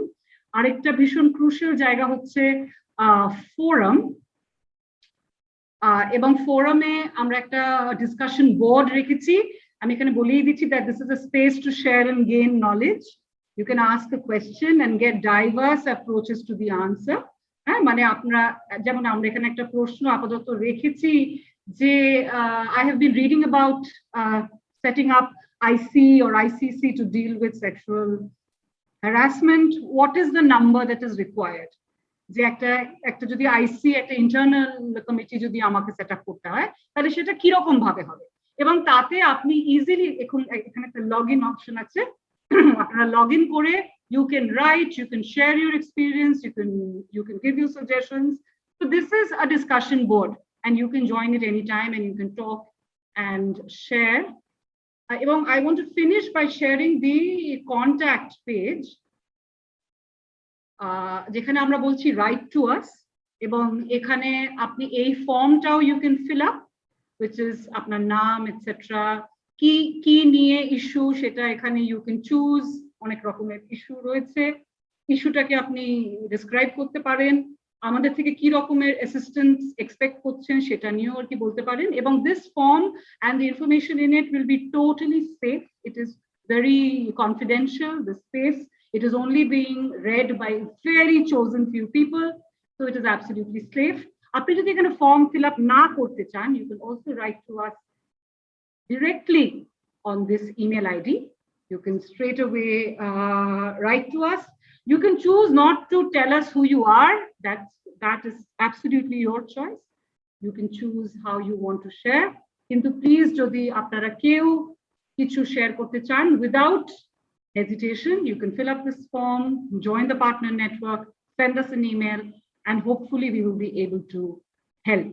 Ejonnei amra ekhane achi. This is a free resource. This is for everyone from any background, any sort of performing art. Also, we are very open to receiving your feedback, your suggestions. If there is reading material, reference material jeta apnara use koren ba korechen, please lead us to all of that. Amra tale shegulo verify kore we can make it part of this network. Eta amra baniechi bote, kintu eta amader noy, eta amader shobar, এবং সবাই মিলে collaboratively এটাকে আরো enrich করলে তবেই এটা একটা future worthy জিনিস হবে এবং ইউজফুল হবে। I'm very also happy to say this, that I think this is the first time, at least in India, anything like this has been done, and I'm very happy to have been a part of it. I think all of us, Arshia, Somabha, everyone has worked really hard to make this happen.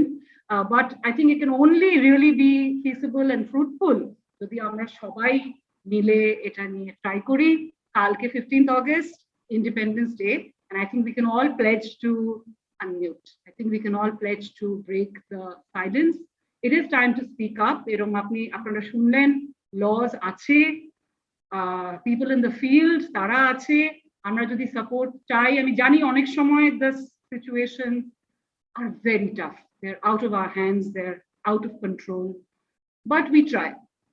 এই জন্যই specially এটা একটা website করা, কারণ অনেক সময় অনেক কথা বলা যায় না, রেজ করা যায় না, সেই জন্যই এটা একটা কনফিডেন্সিয়াল সেফ স্পেস। এবং যেটা আমাদের আরেকজন বন্ধু আসিয়া শেরওয়ানি সেদিন বললেন, it is a brave space, hopefully. So with all your help, I hope we will be able to unmute. Please log in, sign in, register, join the network. Only type unmute.help, and hopefully that will open up a new world for you. Arshia, handing over to you now to finish.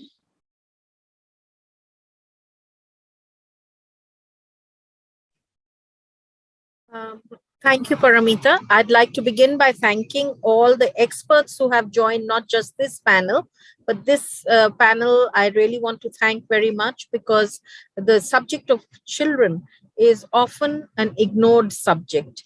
क्योंकि बच्चे vote नहीं करते हैं, और शायद पहली बार ही हुआ है कि 18 साल के बच्चों के लिए कैलकुलेशन करते हुए कुछ अपील्स की गई हैं। नॉर्मली बच्चों को एकदम वोटलेस माना जाता है, और इसलिए प्रोग्राम्स भी बच्चों के लिए इतने जोरदार नहीं होते हैं, और उनको फिर ग्राउंड पे रोल आउट नहीं ठीक से किया जाता है। आई थिंक ये पॉइंट सबने ही हिंट किया है कि आइडियाज भी हैं, हम साइन करते हैं, इंटरनेशनल चिल्ड्रंस कन्वेंशन को हमने साइन किया है, मैंने दुनिया की नजरों में हमने कमिट किया है कि हम बच्चों को प्रायोरिटी रखेंगे। पर आपको देखने की, बस कुछ फिगर्स को देखने की जरूरत है, और आपको पता लगेगा कि हमारे यहाँ बच्चे स्टार्टिंग फ्रॉम कुपोषण टू राइट्स एंड अधिकार आर अ नेग्लेक्टेड कम्युनिटी। उनकी आर्ट्स में प्रेजेंस ने उन्हें अब एक इनविजिबल कम्युनिटी नहीं छोड़ा है। आर्टिस्टिकली जितने टैलेंट शोज होते हैं बच्चों के लिए या परफॉर्मेंसेस होती हैं बच्चों की, उससे अब वो इनविजिबल नहीं रहे हैं, इसलिए माहौल बन रहा है कि हम उनके बारे में बात कर सकते हैं।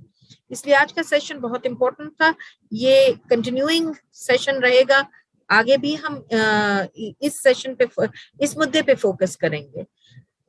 कला एवं आइन को अलग अलग भाषाओं में प्रस्तुत करने की बहुत जरूरत है, क्योंकि अभी भी एक प्रकार की लैंग्वेज डिवीजन रहती है, डिवाइड रहता है, और इंग्लिश हिंदी ठीक है पर पूरी कहानी नहीं होती है, और जितने भी भाषाओं में हम प्रस्तुत कर सकें ये उतना ही अच्छा रहेगा। सो आप में से, क्योंकि आप लोगों का खुद का बहुत इन्वॉल्वमेंट रहता है कला में, आप स्टेक होल्डर्स हैं और कमिटेड स्टेक होल्डर्स हैं, यदि आपको कोई आइडिया सूझे जिससे हम ये इस कला एवं आइन की जहाँ पे ये इंटरसेक्ट करता है, इसको शायद कटाक्ष कहते हैं हिंदी में, वहां पे जो भी मुद्दे उभर के आते हैं उनको जो हम कहीं और भी प्रस्तुत कर सकते हैं किसी और तरीके में से, आप हमें बुलाएं, आप ओपन कॉन्वर्सेशन कराएं, आप अपने ग्रुप में हमारे साथ कॉन्वर्सेशन कराएं, तो हम आपके आभारी होंगे, क्योंकि मौके हम तलाश कर रहे हैं, आप वो मौके दे सकते हैं। नेटवर्क्स के साथ प्रमोट करिएगा प्लीज unmute.help को, क्योंकि ये एक जगह है जहां पे आपको सबसे ज्यादा इंफॉर्मेशन मिल सकती है, और इंफॉर्मेशन करेक्ट हो, डिपेंडेबल हो, और उसके साथ सपोर्टिंग टीम आए, ये बहुत बड़ी बात है, और ये सारा कुछ अनम्यूट के साथ हो सकता है। आपको इस अनम्यूट पे हमारे पास लिस्ट होगी of people who can give you advice, legal advice, people who can help you. कौन कौन ऐसे लॉयर्स हैं जो कि आपके साथ खड़े हो सकते हैं, कोर्ट में खड़े हो सकते हैं, जो आपको एडवाइस दे सकते हैं कि आपका मुद्दा कितना पेचीदा है और इसमें स्ट्रेंथ्स और वीकनेसेस क्या हैं, और ऑनेस्ट एडवाइस दें। आपको हजारों वकील मिल जाएंगे, पर can you depend on what advice they are giving? So ये आपके लिए दुविधा दूर करते हुए अनम्यूट हाजिर है। अनम्यूट आपको ऑल्सो जो कि काउंसलर्स हैं उनके नंबर्स दे सकता है, हम आपकी हेल्प कर सकते हैं उन तक पहुंचने के लिए। इसलिए अक्सर ऐसे होते जब लॉ और आर्ट्स का कॉन्फ्लिक्ट हो जाता है तब थोड़ा एंजाइटी बढ़ती है, you may not be able to take the right decisions. Get to unmute, it will ease out your anxiety and you may be able to take the right decisions, and we are always there for you. इस program के साथ ये 7 श्रृंखला वाला series जो किया गया है समाप्त होता है, पर ये आखिरी स्टेटमेंट नहीं है। कुछ समय के बाद हम खुद वापस आएंगे आपके पास, तब तक आप प्लीज अनम्यूट से हमारे साथ संपर्क में रहें, हमें आइडियाज दीजिए किस तरह से प्रमोट किया जा सके, आप हमारे साथ किस तरह सहायक बन सकते हैं और अनम्यूट के पार्टनर्स बन सकते हैं। इन सब चीजों से के बारे में आपसे उम्मीद रहेगी कि आप हमसे कांटेक्ट में रहेंगे, संपर्क में रहेंगे। इन्हीं शब्दों के साथ आपको भारत के 75th स्वतंत्रता दिवस की बधाई देते हुए और एक नए सूरज के उदय के साथ उम्मीद करते हुए आपसे धन्यवाद करते हुए नमस्ते कहती हूँ। Thank you very much Sumabha, Paromita, thank you, you all are exceptional partners. मैं अब 61 इयर्स की हुई हूँ, मेरे साथ मैंने कभी इतना स्मूथ पार्टनरशिप नहीं किया पहले।